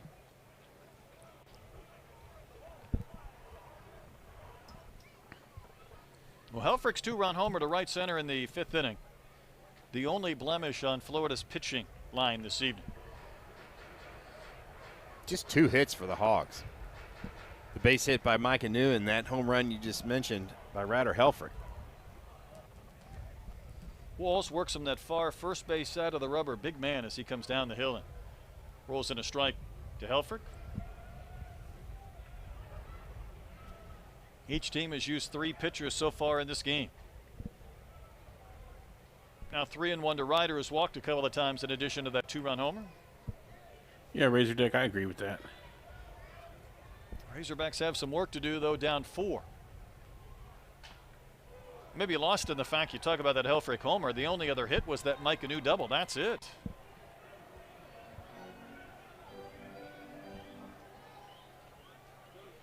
Here's a payoff. Mile high pop up to right. Strayer loses his I'm never hat. in a bad He's mood, gonna Daniel. Get to the chalk and starts to backpedal, but he hung Not with when I it. get to Big hang out play. with my peeps. Hogs go in order and quietly in the 7th, shortening this game. Gators up by 4. I don't care how the game turns out. I'm happy just to hang out with my people. My SAR squad. They keep me happy.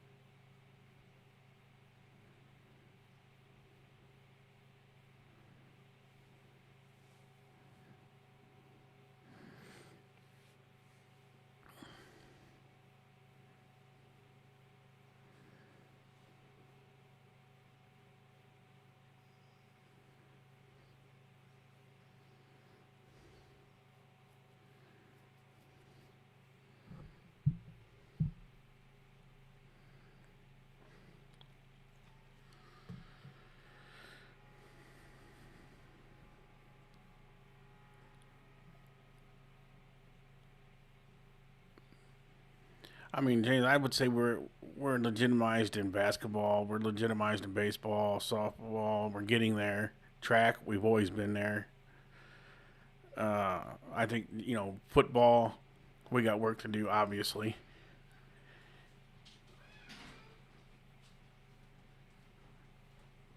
I mean, there's a lot of teams, a lot of colleges in the country that never win a championship or have never won a championship, and they're still just fine.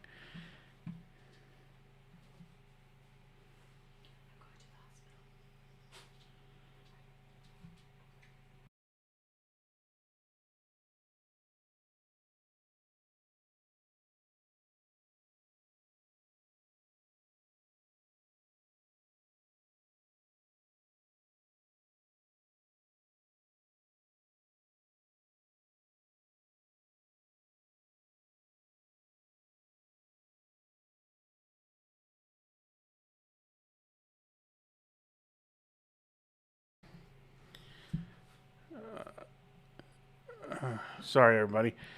I just got some news about the grandbaby. It's going to be and 9-1-2 in the Gators' 8th inning. So we're going to try to finish out this Gators game. have had a couple of homers tonight. They've scored in 3 different innings, a couple of multi-run innings. So I can get to that situation. Trying to claim this series Hopefully opener. it's nothing, but Schwartz is 0 for 2. We have a pinch hitter. Is this Sam Miller? can never be too careful. They're on their way to the hospital now. And it is. He's going to swing at the first pitch. Rolls one to Robinette. Brissy's going to have to go over and cover. He does. Finds the bag. 1 pitch, 1 out. Miller was ejected on a home run trot of LeBron of Alabama. Apparently there were some words. He was thrown out while he was at third base, so he wasn't able to play midweek. And he's back, and 1 pitch, he's out. I'm sure that was an interesting conversation. No, I bet it was. It was spicy at times. I'll get us through the game, Ashton. This is Kyle Jones back to the top of If the you lineup. could throw a prayer up, Brissy I would pumps in a appreciate it. strike. There have been times this year Brissy hasn't been able to pitch as much as maybe the Razorbacks would have liked, and Matt Hobbs has said it's almost like he's being penalized because of how good he's been and maybe being held in case he's needed in a weekend series, and then something turns the game where you don't need him, but he's unable to pitch. And, he said it's just weird sometimes, the dynamics of a bullpen. Freshmen have to fight for innings, and that's one thing they've never had to do before. As Jones will hit one off the fist at 51 mph to Pompey. Makes the play, and there's 2 outs, but in high school, you're the dude. In travel ball, you're going to get your start or your innings, and then you come here, and it's a different world. Yeah, it's a battle to get on the bump, isn't it? Well, you talk about hitting off the hands. That didn't even make a sound. No. It was absorbed so much. I think those would be toothpicks if it was made of wood. And here's Lawson again. 2 walks and a hit by pitch tonight, so at 0 for 1, in which he's been on base 3 times, scored a run. He just missed downstairs on that one. Lawson just looks like a guy that's about ready to unleash on one. Brissy started him with the slider, and now we need a little repair on the hand guard. all the equipment. That probably protects that hamate bone, or those bones on the top of the hand on that. Those are valuable hands, Troy. Yeah, you got to they protect are. them. He's just waiting for something in the zone, and he's going to have like a Kahio Aloy type swing. Just come out of his shoes. We'll find out going forward the position for Lawson. He takes a strike. I think we saw him last year at second and third and first. He's played shortstop primarily this year. He strikes me a little bit like a guy named Ace Reese, who his position number 1 is hitter. Yeah, I think so. He seems like he's somebody that might be on the right side of the infield. Maybe a second baseman with some thump. Big league teams like that. Yeah, there's thump. Brissy, though, would love to cruise through this 8th inning. Get his team back up in the bottom of the frame. Hogs down to their final 6 outs, trailing by 4. And the 2-2 to Lawson, wave and a miss. Freshman came on a quick work out of the Gators. Sends this game to the bottom of the 8th. Arkansas has been running uphill all night. Can they find a way to come back?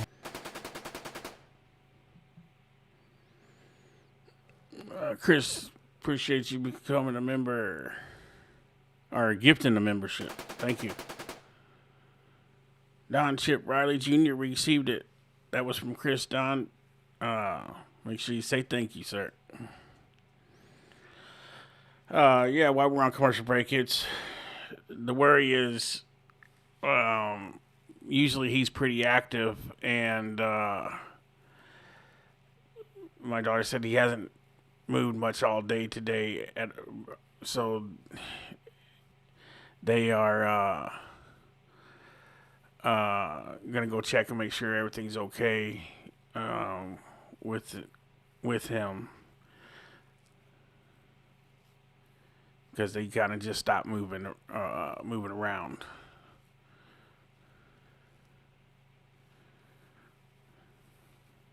Thank you, Kristen.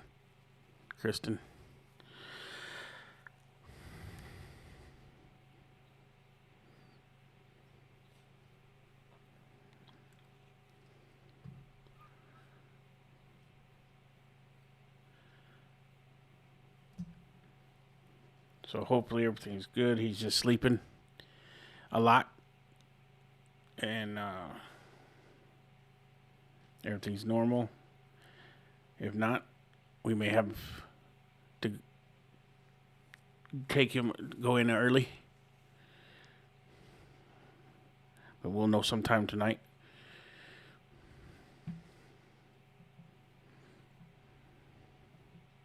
Six pitches. But this game heads into the bottom of the 8th inning. Arkansas and Florida, their softball teams are playing a couple miles away, so it's Gators and Hogs all weekend. Arkansas won that 6-2. The Gators lead this one 6-2. That's what I'm looks hoping. At a strike, and Cooper Walls, Troy, he came on last inning and cruised through the 7th. He's been the Sunday starter since the first it'd be an week. emergency C-section. First relief appearance this year, only his 3rd career relief appearance. They have to do something between tonight. Hawaii and Florida, that's 19 starts. So this is a little bit of a different role, but he's trying to maybe in he this would be a game. little Yeah, early. I think this so is I'm a sure really he good had to move be by Florida and Kevin in O'Sullivan the to bring a incubator guy type in there deal. like Cooper But Walls, as that long can as really he's just healthy kind of and they slam can the get door. everything's definitely good, go then so a few be it. innings like you need him to, and the stage isn't going to be too big for him as well. I think they really want to get this win on Friday night. Yeah, I don't blame him. I mean, that RPI came in at number 8, get back above the break-even point in the conference. As Walls buries that one.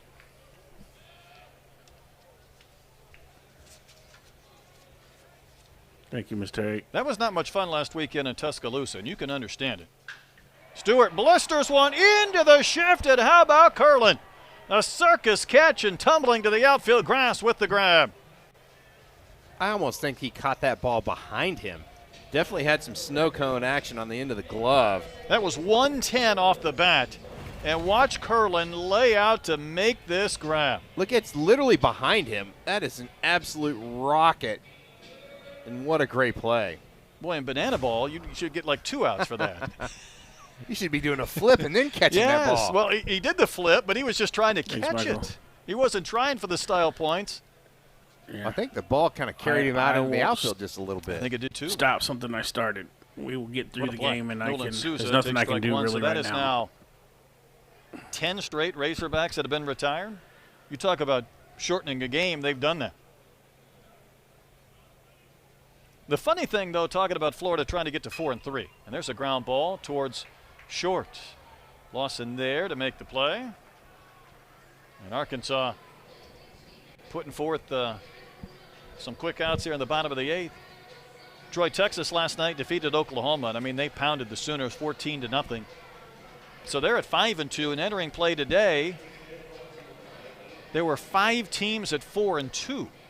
So it's not like last year when Texas raced out to that big lead in the conference.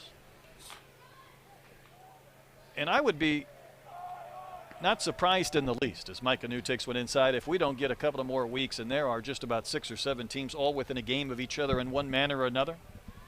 Yeah, it just seems like there's a lot better balance this year than in years in the past. But as DVH has said, and I think Arkansas was the beneficiary of this in Game 2 at South Carolina, when you have a chance to finish off a win, you've got to do it. I mean, when you let one slip away, the sting lasts a little bit longer than just a normal loss. Yeah, I definitely think so, and that's kind of why you're seeing Cooper Walls in this game right here for the Gators. New has one of the 2 hits for the Razorbacks. He's been on base a couple of times. Boy, that bat's seen some better days, hasn't it? It's like he's been hitting rocks with that thing. He's been out on the railroad tracks throwing rocks in the air. New will sky one in the air down the line and left, and it's at a play. It can't possibly be that way, right? I mean, that's got to be all the chunks that he's taken out of the handle there. Thanks, James Brown. The barrel, look at the barrel. I think it's by design. Come on. There's a chopper to third, right over the base. Schwartz will pick it up. His throw is wide.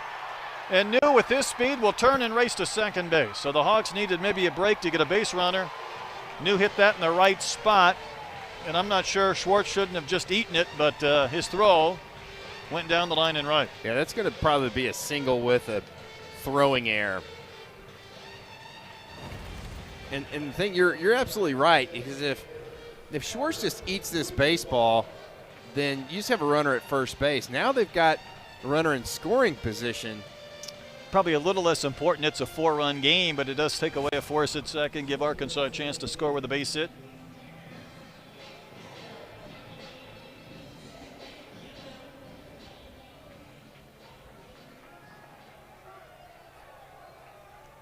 Hit and an error, so New has 2 of the 3. Rutenbar, next up. What's the issue I think here? that it was a warning that Rutenbar wasn't ready to hit, and Cooper Walls was almost ready to make a delivery. Kevin Sweeney was walking away. He went about 30 feet up the line. He was going for a stroll. Big hack from the freshman who fouls it back to the screen.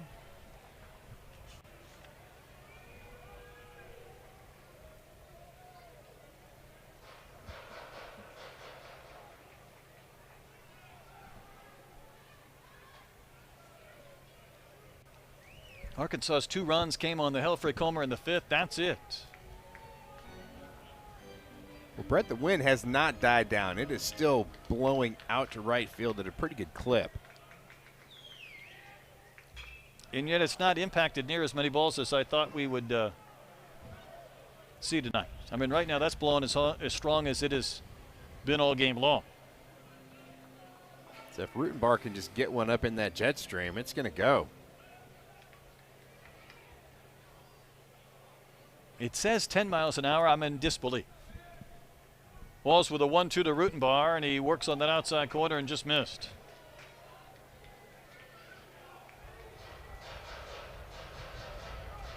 I mean, apparently it's going to warm up tomorrow, isn't it? A little bit, or at least on Sunday? Yeah, I think 62 tomorrow, 75 Sunday. Sunday.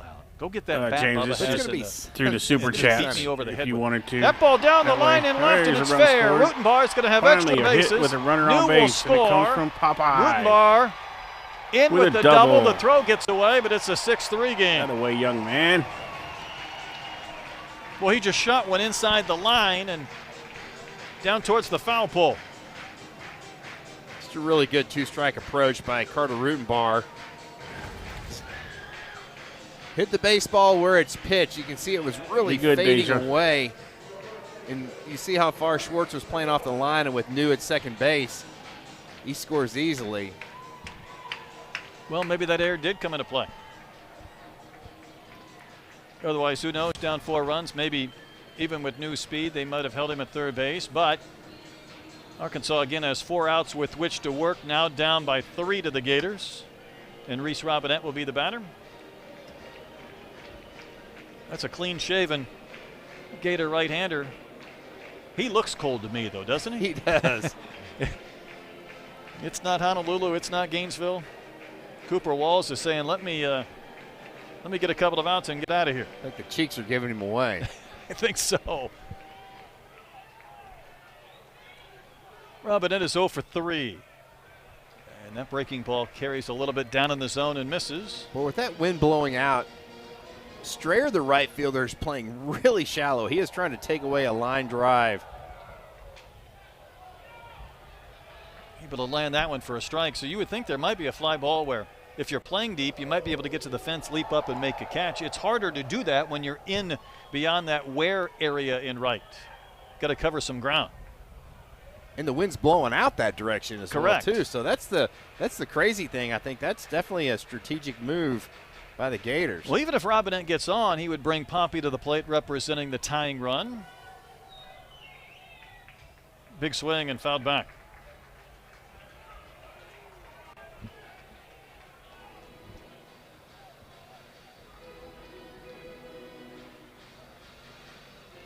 Arkansas has 40 home runs on the year. They came in tied for 6th in the league with Mississippi State and Tennessee. Finishes down again. Reese watched that the entire way into the glove of Bowen, and the count has gone full.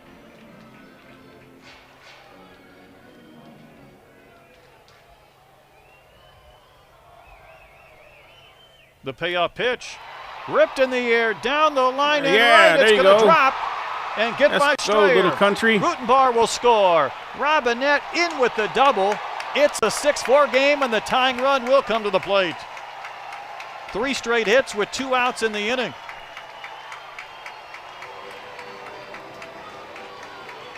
That ball was just fisted out to right field and just kind of hit in the right spot. The breaking ball that kind of got in on the hands of Reese Robinette. You felt like off the bat that Strayer might have had I a thought so, shot too. at that one, but it just kept fading away from him. I think the wind might have blown it away from him. Not sure how Robinette kept that helmet on his head the entire way to second base, but he's got himself a double, and RBI number 13. The flags are flying loud and proud in the hog pen. Pitching change for the Gators. It's now a 6-4 game, and Arkansas will have the tying run to the plate. Little late game momentum.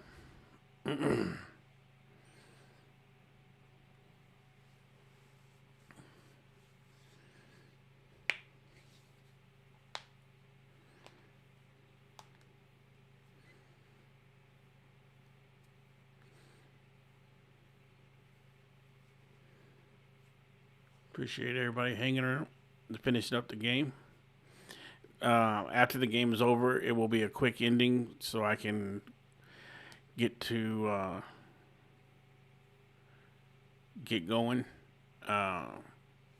Usually I'll talk for a few minutes, but I'm going to get out of here pretty quickly after the last out in the ninth inning. So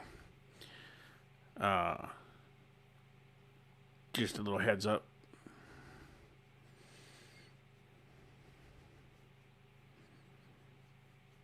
Not yet, Daniel. They're en route to the hospital now.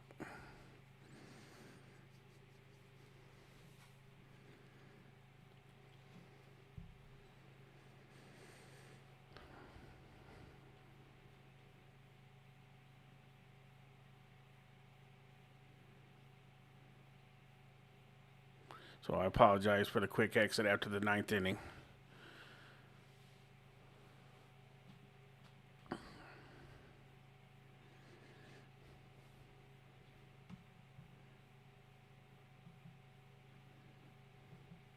That. I'm not really sure. Anyhow, I tell you, somebody who could care less is Joshua Reitner. I'm not sure how you get Reitner out of that last name, but that's his name. He can call it or pronounce it however he likes. It's another Tampa kid. He comes on with a runner in scoring position in the 8th inning. Yeah, Reitner with a big-time arm. You do see the 8 walks in 11 2/3 innings, but he will sit mid to upper 90s. Throw the slider and a changeup as well. Opponent's only hitting 150 off the right-hander, and right-hander's 115. Boy, they bring some juice, some octane out of that. And he's got remote start. Bullpen, some gasolina. It's expensive these days, but the Gators keep bringing one hard thrower after another for the most part. This is T.J. Pompey, who's 0 for 3. Struck out his last 2 times in. But long ball here, and Arkansas would come back to tie up this game. First pitch strike at 90 from Reitner. Oh, James, you don't have to do that, man. Just being a member. Pompey also trying to turn this lineup over for the Razorbacks, who played a couple of runs this inning. That's a wave and a miss. Quickly 0-2. He's doing enough. And a couple really good sliders. I think you're going to see Reitner throw another one in that same spot, maybe even a little farther off the plate. I know OD and the Woo Pig boys would say the same. Robin in at second with 2 outs. 2-strike pitch, wave and a miss. Reitner came on, carved up Pompey, gets the K to end the inning. Hogs get a couple back, but we go to the 9th. 6-4, Gators in front. All right, we got 1 inning to go. Can we get to 400 on the likes?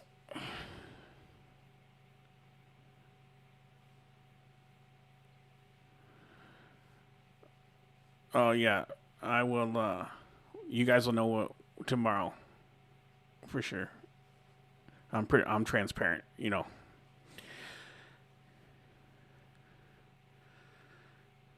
It's how you build a relationship with your community, is you let them into your life, the real part of your life. As much as I can, anyway.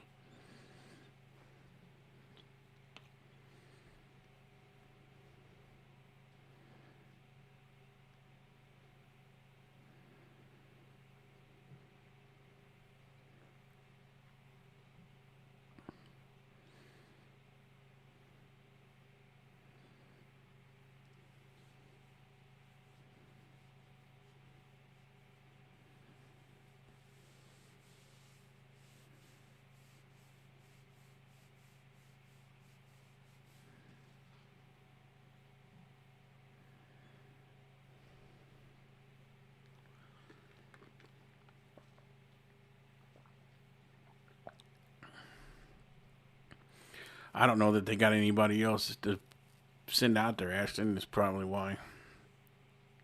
I mean, do you pinch hit with Aloy right there? Do you save him for maybe this ninth, bottom of the ninth, with if you get a guy on, maybe?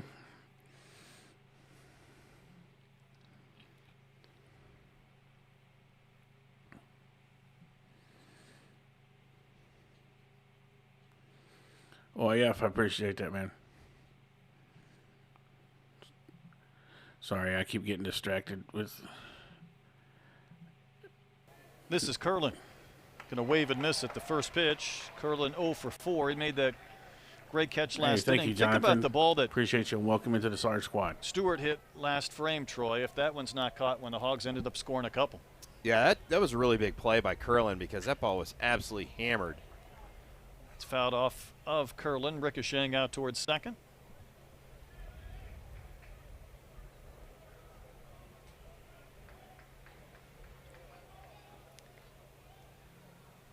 Tomorrow it's a 1 o'clock start Central Time, game 2 of this series. Network crew will have Sunday's game. I'm going for the doubleheader tomorrow, baseball and softball. Why not? Wish me well. Chopper to third. Pompey will glove and slings on the run in time. And you see he does Curlin, and there's one gone. Troy, there's been a couple of big swings tonight. For my money, it was this 7th inning swing from Bowen that was maybe the most important. Yeah, I think so. After a walk by Lawson, this is just an absolute hanger, and he does not miss it. That was a backbreaker right there. I'm sorry, I can't remember how to say his name. Swore it. Nope. That was Bowen. I'm sorry. That was a big swing because that took it from 4-2 to 6-2. It sure did, and then really just kind of gave them some breather. It did, and allowed for some separation. 3rd home run of the year for Bowen.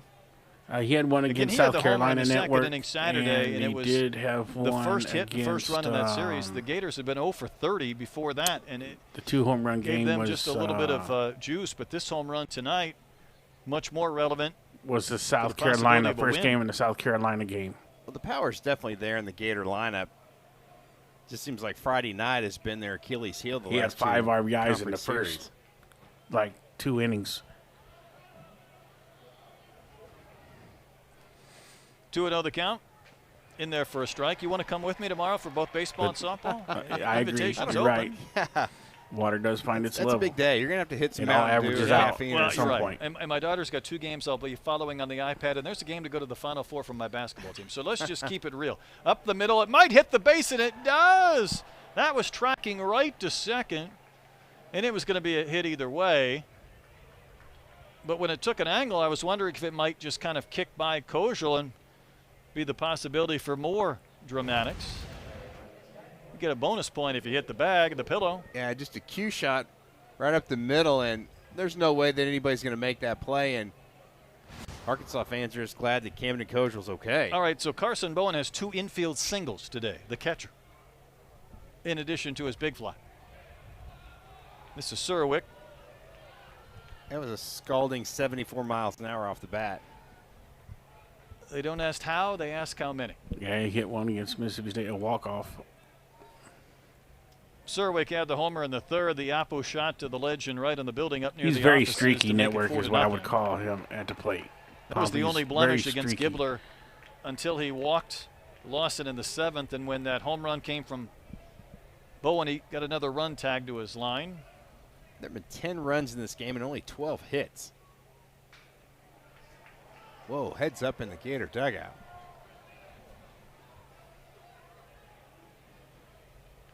But he does do that a lot, Jonathan. He does swing at pretty much anything you throw up Arkansas pitchers have walked 8 and hit 2. there. Him and Aloy both. So that has contributed. Florida pitchers have walked 7. That's 17 free base runners in addition to an error in this game. Was that a swing? It was not, says Richard Riley. Nice stash. He said no swing to the consternation of the fans. Let's see this one again. See if that barrel crosses home plate. It's not a swing. No, Not that's a a great swing. check. Fans were rooting with their hearts. That was not a swing.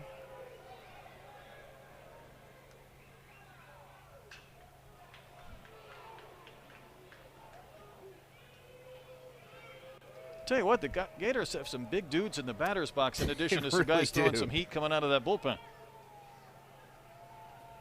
They're not going to get pushed around, I don't think, at all. They can definitely fill up the batter's box. It's a foul ball at the plate. Off the bat of Yeah, we do that, Arkansas. Surwick. We watch a lot of the Gators straight start stuff every and swinging single all game the this breaking season. stuff.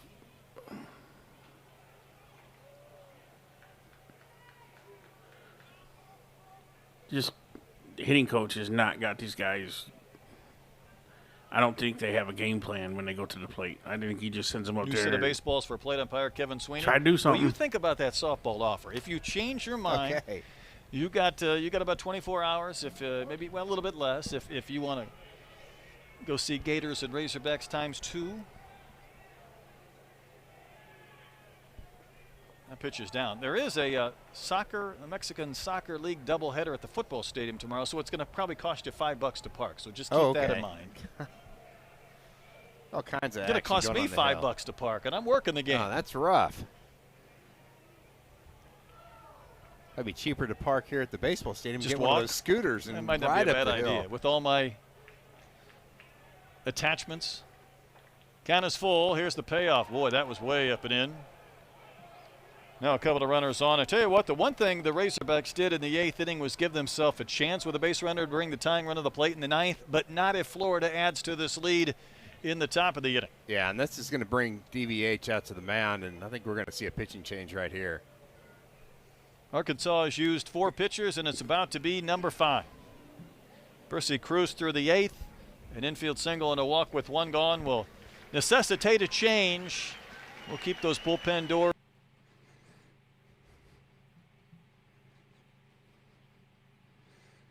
Looks like Tate McGuire, maybe.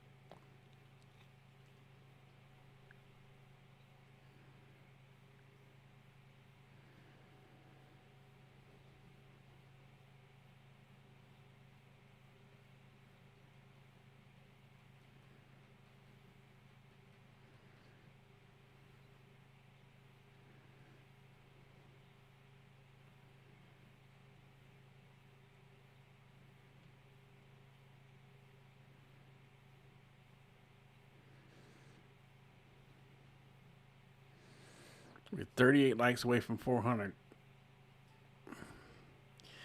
If y'all want to get to that 400 mark before the game's over, be much appreciated.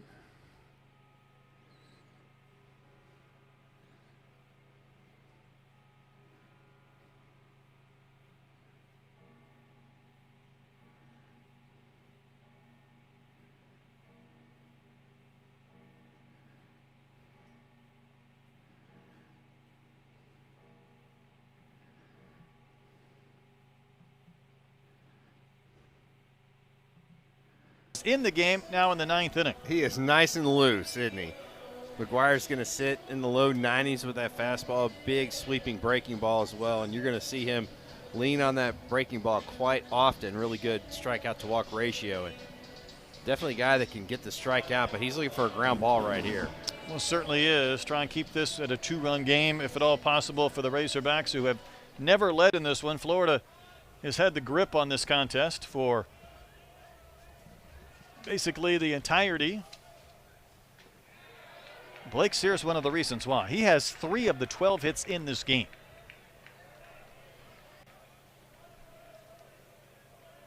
Scored a run. He did strike out in the 5th, the only time he was retired. Facing McGuire.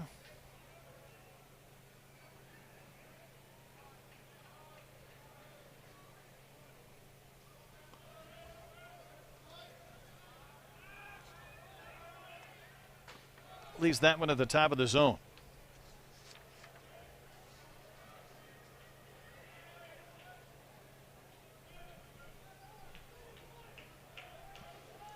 It was a curve that didn't have a ton of break. And then misses outside with the fastball.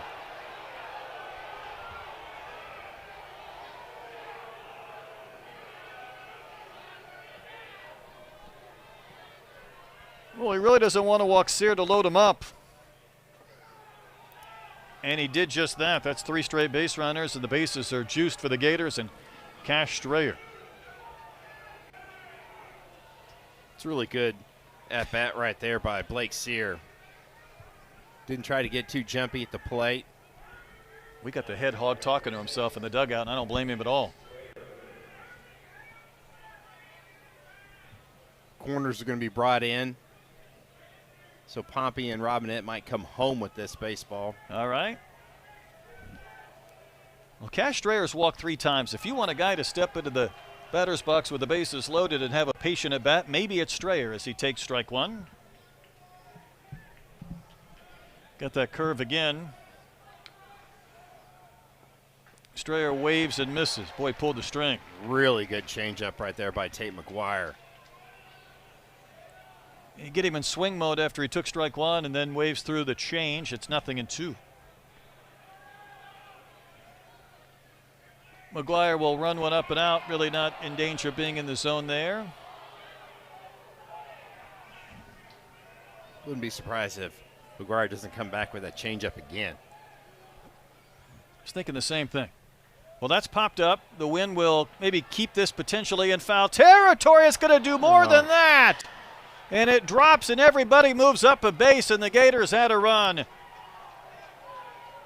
Troy on a winless day, that's well into foul territory, maybe out of play, but that wind kept bringing it back and then it just dropped for the hit from Strayer.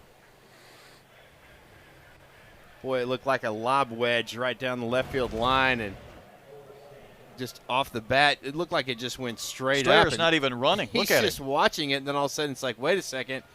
You see Kojal. You can see where Pompey thought the ball was going to land. He was like 20 feet away from that baseball. And Stanford rolls one foul outside of third base, and that's one of those, if it's caught, of course, there's no chance to tag. Instead, it drops for the single, and it's now a 7-4 Florida lead. Still just 1 out. Did this game start mid-afternoon, or did it start about 6 o'clock? It felt like it's been mid-afternoon. So it's not just me? No. Okay. It's been dragging. Good. You know, normally when you're in this ballpark, you got some life, you've got some juice. Yeah, And when Brandon, the weather's nice, you can accelerate I was thinking the same that. But it's thing. been cold. It's been a little Literally bit off. It's just been thinking that same Friday thing. of spring break week after a late-night basketball game, and that's the look we've seen a lot tonight. Hands in pockets or in jackets. And credit to the Gators for taking these fans out of this one. That one's lined out to left. Ruiz was playing deep. He'll take it on a bounce. This may score a pair. The throw, though, is going to come to the plate. And safe at the plate is Sear. That was close. That was a good throw. Sear was intent on trying to score. Ruiz bounced one towards Helfrich. Plate umpire Kevin Sweeney did not hesitate to say safe.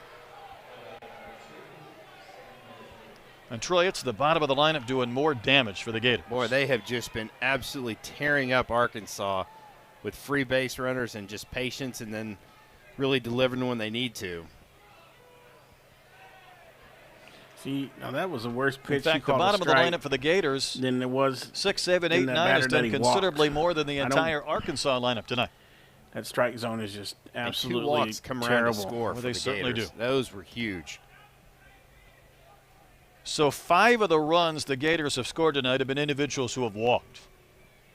And there's also been a run forced in by a bases-loaded walk for good measure. Then you mix in a couple of homers and some pretty good pitching, and that's going to win you more often than not on a wide margin. That's 5 straight that have reached. Sam Miller got an at-bat in the 8th inning. That one goes to the backstop, and the wheels continue in motion. So that takes away the possibility for a double play and puts 2 more in scoring position for the Gators.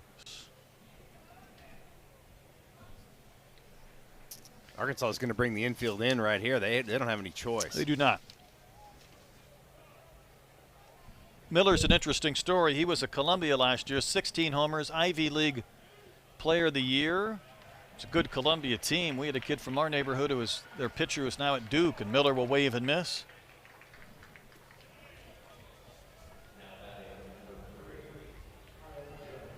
We're talking about a pitcher that they threw tonight, came from the D2 ranks. You got a guy coming from the Ivy League. And listen, if you have talent, they'll find you anymore in this portal-driven era. There's the top of the lineup in Kyle Jones.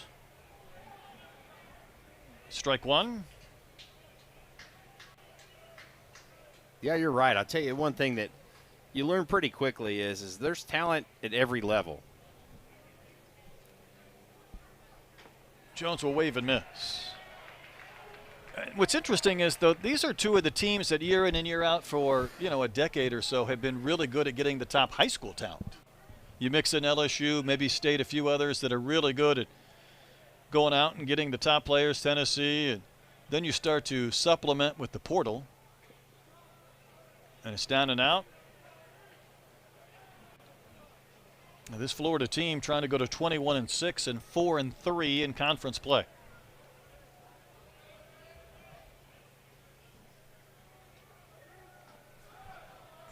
McGuire misses again, 2-2. Arkansas got a couple of runs in the bottom of the 8th to close within 2.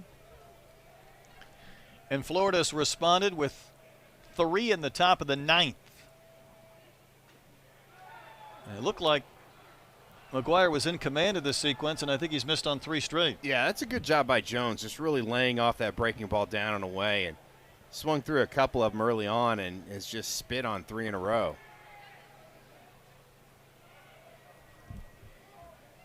Well, Arkansas needs a verdict. They'll get one with strike 8 bat in the inning.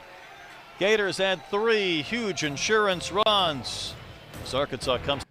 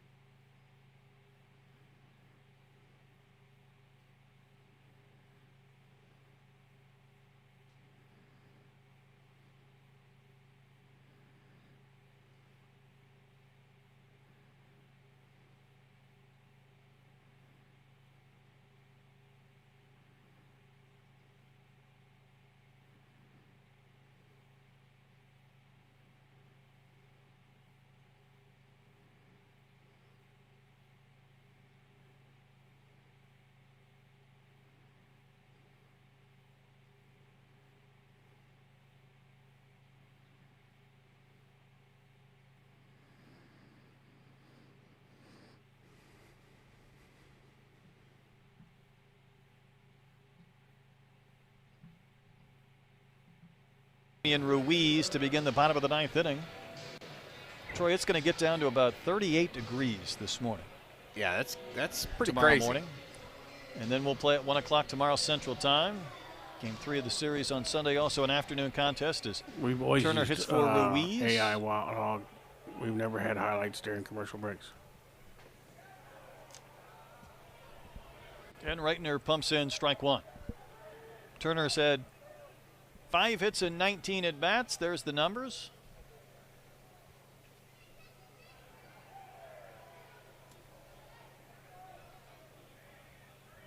With that 5-run lead, Reitner's just going to reach back and throw fastballs right now. You would think he would not get too crafty. Fouled back and out of play. That was 97. Arkansas had a couple of 2-out doubles to chase home runs in the 9th, and Pompey represented the tying run. He went down on strikes, and then Florida put 3 on the board in the top of the 9th inning. About to go to 5-0 against top 25 teams this year. That one is dangerously sprayed into the seats down the line and left. Everybody's okay. Well, you don't got to be here to watch it, Wild Hog. Wave it a miss. 1 gone, 9th inning. That was filthy right there by Reitner. It's a really hard slider. Slider at 92. Yeah, that's filthy.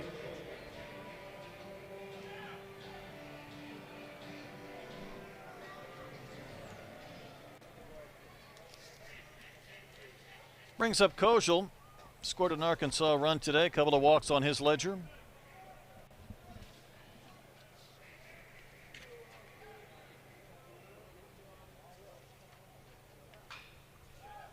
And it's quickly 0-2. He missed last season, did Reitner, with an elbow I know, injury. Sean, right? So he's feeling good. Talking about another guy next year that'll be really high on these draft boards, and he's just carving up here in the 9th inning. That's 3 straight Razorbacks he struck out, and I'm not sure there's been more than one ball in the entire sequence. Yeah, that's just absolutely filthy stuff right there. That's a 93-mile-an-hour slider. Watch the bite on this thing. It looks like it's going to be outside and phoom, right into the zone. Kozel just has to tip his hat at that one and walk back to the dugout. Pitch in there for a strike to Helfrich. And this is a save situation for Reitner. Helfrich's 2-run homer in the 5th accounted for half of Arkansas's tallies.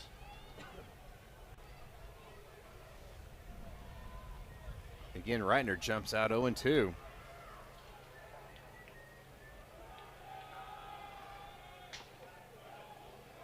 Felt like he had to miss once in a while just to stay out of the zone. He had been 10 of 11 on strikes before that one. Arkansas down to its final strike and out. That was the only pitch I think I've seen him throw that just didn't have bite or just some tremendous carry with the fastball. Couple of strikeouts in the 9th, and he will K. Helfrich to end the game, and the Gators take game 1, a 9-4 victory. All right, everybody. I appreciate everybody sticking around to watch this game, finish it out.